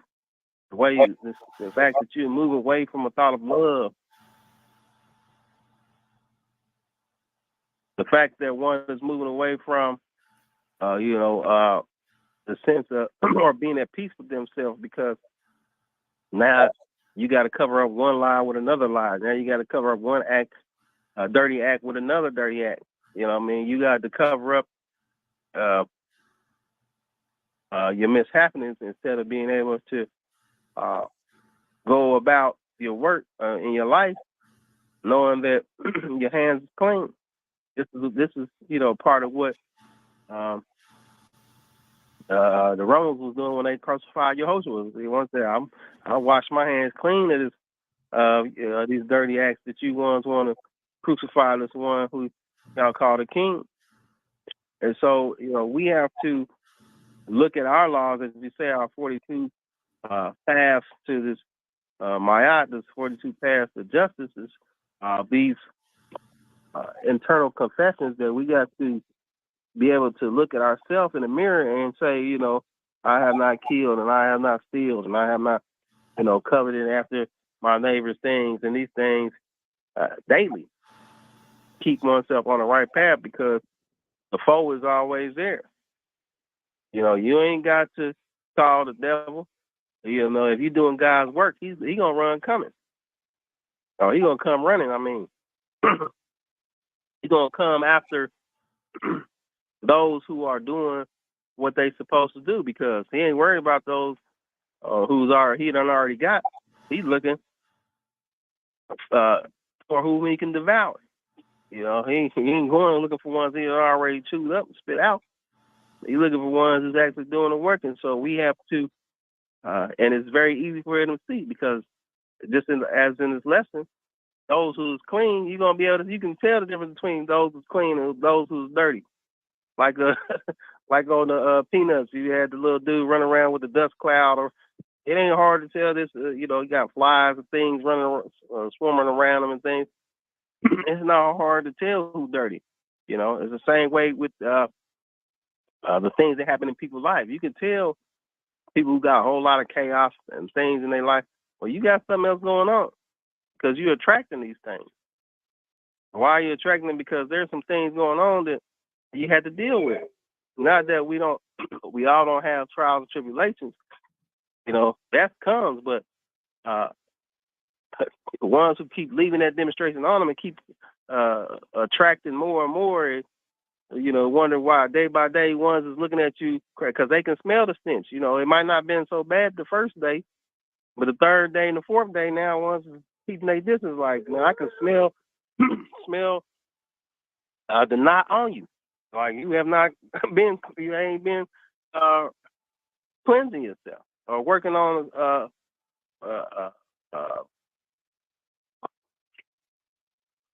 working on the self, in the sense of keeping oneself right, doing what we're supposed to do according to Acts 7. So, like I said, it's been a grand class. It set out so much this evening on National Census and Grand Sheet that, I just wanted to touch on those couple of parts, because the rites, just like the rites of passage, is very important. It's important for our people to accomplish things. It's important for ones to have a sense of understanding when they are moving from one level to the next level. When they're moving from one point to the next point, because as navigators, we got to have reference points. And since we are the Moors that we're navigating, one's got to have, okay, well, I did this and I passed that. Now I can move on to this. And if I, to move on to that, I first got to master this over here. And that is very important. It's very necessary. And it's something that they've taken away from us in our culture that we got to get back to, understanding that there is the right to passage. One's got to be able to go to the next level of purity. You got to cast away the things that's dirty. And you got to be able to operate without that dirt and that filth on oneself. So there's gratitude for the class this evening, and gratitude to you, Moorish America, for being here with us, giving us your time, attention, and respect. We love you. Islam and peace. Gratitude for the measure, National Grand Mufti. Yeah, at every level, there's a greater devil. Most definitely, for sure. And like you said, you can tell the ones, that are a threat, so to speak, to that realm of chaos, because that's why the chaos is on the manifest in the first place. Because once one is claimed, one has no, everything is easy. It's hunky-dory, so to speak. And even in the lives of those who are in the higher plane, it may be a grand drawing for a time point, but there will come a time where ones have to bear witness to these demons, irregardless of how good that we doing. So the thing is being ready when they come, and they won't come through a door that you won't observe. So gratitude for that measure, grand man. Islamism without the schism. And at this time, let us call forth our Grand National Secretary of the State, Sister Sheptut Rakat Ma'at Anpu, Tutankhamun Bay. Islam, you there, goddess and queen? Close as a thought. Islam, that's that love Can you thought hear me the more? prophet brought. Yes, sir. Praise Allah. Grand class, Islam. Islam warriors can, first of all, want to rise, giving all praises to our Father God Allah, giving honor to our prophet, Noble Jura Ali, the last prophet in these days and times, giving honor to our Moorish American government, all of our officials, staff, with angels, muftis, divine ministers, most especially our Moorish kin. Giving honor to all those Moors that spoke before me, all those Moors that will speak after me. Giving a special honor to our National Assistant Grand Sheikh of Moorish America, Dr. Shedawa Menti El Mohedded Shepsuel, for opening our meeting according to law and also hosting this Grand Moorish Perspectives class this evening. Also giving honor to our National Assistant Grand Secretary of State, Dr. Dundrania Kurtabay, for taking registration and reading our subject chapter for the week. Our subject matter coming from ayat 27 of our subject chapter for the week, Matheno taught the harbinger, and he explained to him the inner meaning of the cleansing rite and how to wash himself and how to wash the multitude. And I tell you, as our Moorish kin have stated, these were so many grand degrees and lessons that you brought forth, Dr. Shahid. And what I took away from this was dealing with the inner meaning of the cleansing rite. And we recognize the necessity for it being able to, keep the body clean. And but we also recognize that we're not just focusing on the manifest only. And we know that the importance to wash, especially dealing with the senses, like cleansing the sight. What are you looking for? Or cleansing those ears. What are you listening for? So it also goes hand in hand with the plane of soul. And when it comes down to the mouth, for instance, these are just examples, making sure that you have right speech. So all of these things are guided by the the higher self within ourselves, that we guide it toward doing the right things here on the manifest plane, also within our thinking, because thought is the cause of it all. And that's also symbolic too, where the prophet speaks about the tools in the workshop of the mind. We're not just dealing with any physical tools, but we're dealing with the plane of soul. And why would we use the hammer on self, to pound in the truth until it becomes a part of every part? So this is why it speaks about the inner meaning of the cleansing rite. We're not just focusing on the physical or the manifest, but it has some kind of hidden or exoteric meaning as well. The other aspect that really stood out to me when you were dealing with the various stages of unfoldment as it relates to the self, the main thing that came out was we don't stop studying. We do not stop learning until we have learned our lessons all. And too often, when we allow vanity and ego to set in, like, okay, yeah, I know I got a higher self and a lower self, and then we want to sit down, or we want to take a break, or think we have room to play, which we do not. Okay, yeah, I know that we're supposed to learn how to love instead of hate, but think that we have time to sit on the sidelines as opposed to demonstrating more as being active and not passive. And this, we know that that cannot be allowed to be, because we have a mighty mission at hand, and we've got to continue to unfold, continue to grow, so that we can be able to solve the fix within ourselves and unfold into the consciousness that we and our Creator are one. So this has just been a grand measure. Much gratitude to you, Dr. Shaheed, for bringing forth these grand lessons, and much peace and love to all of our family online and on our call. Peace and love. Islamism and gratitude and peace and love. You're right. And one thing about it, ain't no sitting on the sideline when it comes to self-mastery, because you got to take you everywhere you go, and it's a job to be done, and a work in progress everywhere you go, so you always on call, so to speak. So we give honors to you, Grand Secretary of the State, for that powerful measure. Well, speaking of powerful measures, let us call forth our National Grand National Chairman, Dr. Akin Acton Pert M. Heru, took to come and bake. I know he loved this measure here. We get to talk about this chamber of reflection. Islam, you there, Grand Man? Close to the thought. Can you hear me? Where your scimitar at? Islam? Islam isn't without the schism. Praising Allah and honor the Prophet Noble Dwali. Man, woo, this is a powerful journey. And more the thing about it is that the Prophet brought this lesson to all of us. That's why the first question is who made you? And once you got that good understanding, then you're able to take it to the highest height.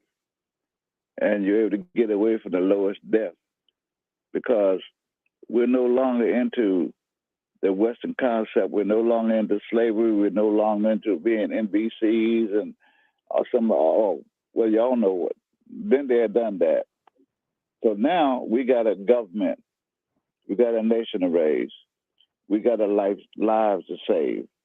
This is what it's really all about. That's what life really truly spent to build, is a temple of perfection. So our job is to perfect a man. Islamism, I appreciate you, love you. Islamism, we appreciate you and we love you, Chairman. I heard you say we got to stay a cut above. Goodness gracious. Islamism without the schism. Well, all right. Let us call forth our National Grand Sheikh, Dr. Serapis Amin Rael, National Grand Sheikh of Moorish America. Are you there, Sheikh? The National Grand Sheikh is on a mission, Dr. Shaheed. Gratitude. Well, Islam. Gratitude. We give honors to our National Grand Sheikh for all it is that he has done and all it is that he will continue to do. And we just say praise be to Allah, Islamism without the schism. It's a grand drawing to be on the manifestation family and come into the reality of exactly who we are.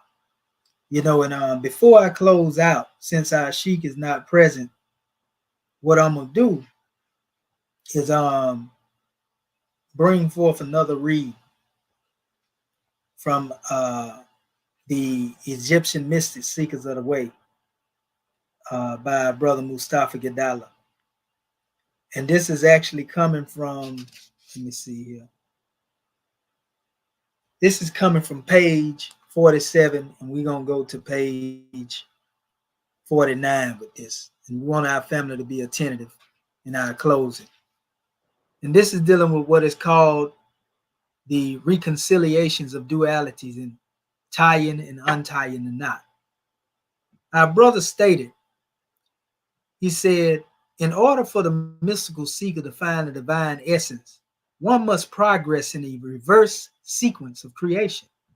In other words, the soul's progress and journey along the path is the upward movement from the sphere of the manifested created world, reconstructing and reassembling the pieces into the one unit again, as it was prior to the Big Bang that created the world.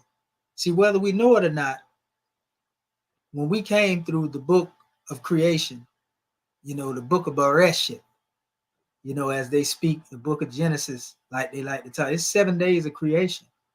Just as we came from spirit plane into the manifest, when you get to the day in which spirit was clothed with soul made in the form of Allah, the day, chapter 2, verses 4-7, when he say that he breathed the breath in the life into the soul and man became a living soul, that part, because that's really the first day of creation when it come to us. It's a circle.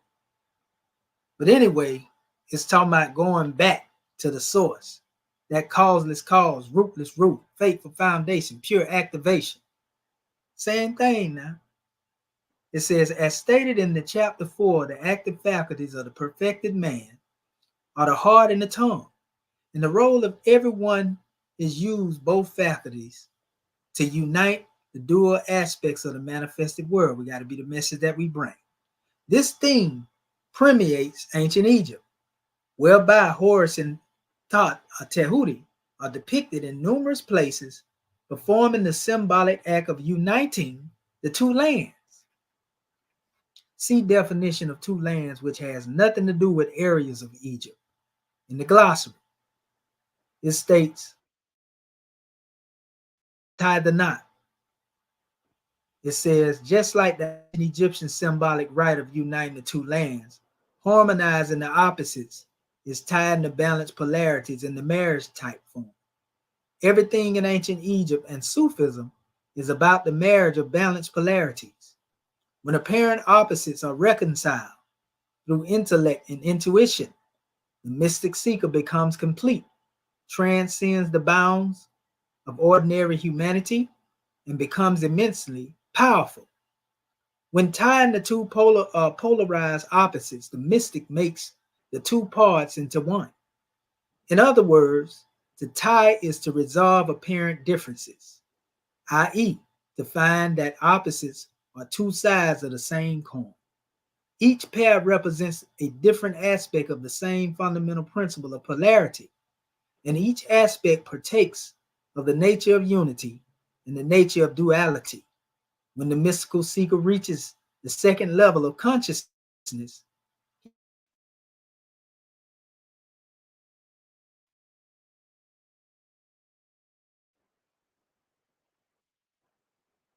in each one of us, and learn to harmonize and reconcile them. The third and final level of consciousness is reached when the mystical seeker finds the dual nature of a thing that is the thing itself. The two are one. The simplest illustration of this level is an example of male and female pursuing each his beloved. One appears to be the hunter and the other is the hunted. This is an artificial. Hold up. Give me a second, family. So we see we just had a dropout. I know our family on the whatchamacallit can still hear me probably. I just want to call back to our conference call so that they can get a drawing and make sure that they can hear us as well. So pardon self, give me 1 second here. I tell you, Rome, something else. They don't even want to hear you speak on peace. But we're going to speak on some peace tonight. Let's see. Welcome and thank you for choosing freeconferencecall.com. You're helping people around. Please enter the meeting password.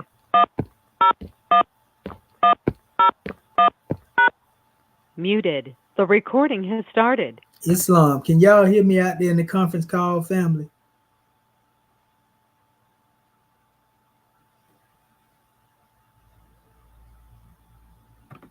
Just give me 1 second. Okay. Can you hear me in the conference call, family?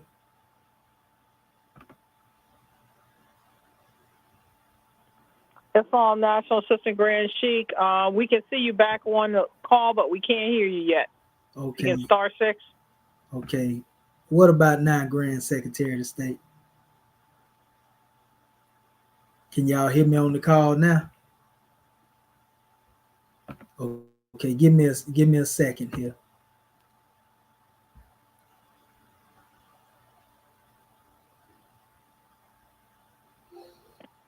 Okay, let's see now. All right. Can y'all hear me on the conference call now? Oh, I know what's going on. No, sir. Muted. Okay, now can y'all hear me? I'm sorry about that.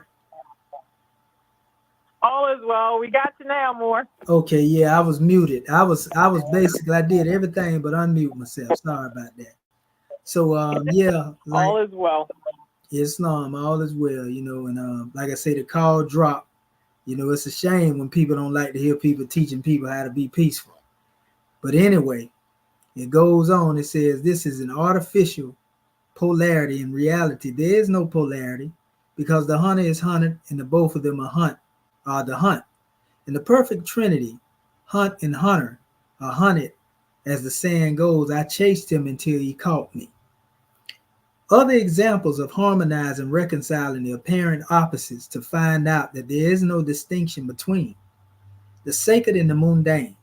A good example is the saying, one reaps what one sows. On the mundane level, this describes the farming process. On the sacred level, it means that good deeds would translate to fruitful results. In reality, there is no difference between the sacred and the mundane. There's a line uniting divinity and matter. So there is no big difference, family. Physical and metaphysical. To see a thing with eyesight is to see what the same thing signifies with intellect and intuition. Inner and outer realities to discover how the human being is a miniature universe and that all powers that operate in the universe also operate within each and every one of us. The essence of the Egyptian mystical progression is based on the premise that man is the microcosm in which all the attributes are united. See the Egyptian divinities, they're all who are one by the same author. So, you know, that's a powerful measure, understanding that polarity and duality is really an illusion, Maya. Oneness is the key. And that's the reason why we take this journey, you know, that we call that which leads to the Samaya Tawi, or the unity, you know, of man and the creator. You know, so this is a powerful drawing, family. You know, praise be to Allah, Islamism without the schism. You know, and so what we want to do at this particular time, you know, is just say gratitude to our family and encourage our family, man, to stay on the manifest and keep doing what it does to be in the higher self. You know, remain in your higher self at all costs. You know, so with that being said, you know, we're going to take this demonstration on up into the adept degree. January 15, 1929. A warning from the prophet to be read at every meeting. I hereby inform all citizens that they must end all radical agitating speeches while at work in their homes or on the streets. We are for peace and not destruction. Stop flashing your cards at Europeans. It causes confusion. Remember, your cards are for your salvation. Failure to obey these orders will be of severe consequence. We are for love, truth, peace, freedom, and justice. And when these principles are violated, justice must then take its course. Any citizen or group of citizens who hold malicious feelings toward the government or the prophet or violate the divine covenant of the Moorish movement will receive their reward from Allah for their unjust deeds. All true Moors will and must obey the law as laid down to them by their prophet. And if they lose confidence in their prophet, they should turn in their card and button, cease wearing their turban and fez, and return to the state where our prophet found you. This is a holy and divine movement founded by the prophet Noble Drew Ali. And if the prophet is not right, the government is not right.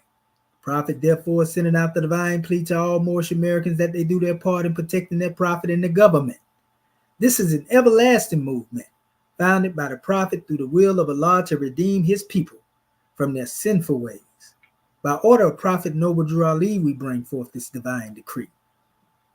Chapter 25, a holy covenant of the Asiatic nations. Yea, the children of one father provided for by his care, in the breast of one mother have given you suck.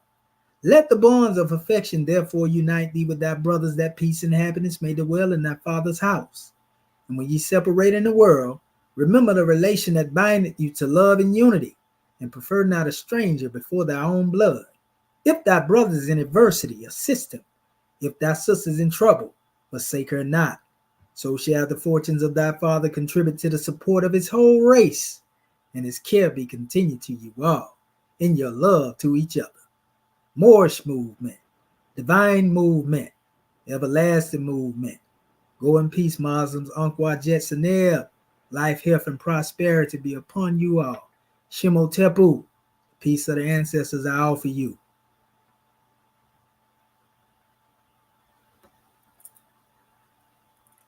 Islam. Peace, love, and Great love class, from New York great City. Class, Dr. Shaheed, gratitude, everyone. Good, Dr. Shaheed.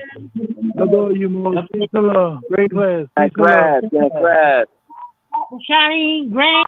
Great class. This is the National Grand Chief. This session is no longer being Love. recorded. Shimo Tepu, Moorish King. Islam. Shimo Tepu, Moorish King. And we want to also give honors to our family out there too in social media. You know, our beloved brother, Consul General, you know, of Michigan Territory, Kamaachu Bay, Julius Funkers Bay. We give honors to you, Brother Yasha M. L.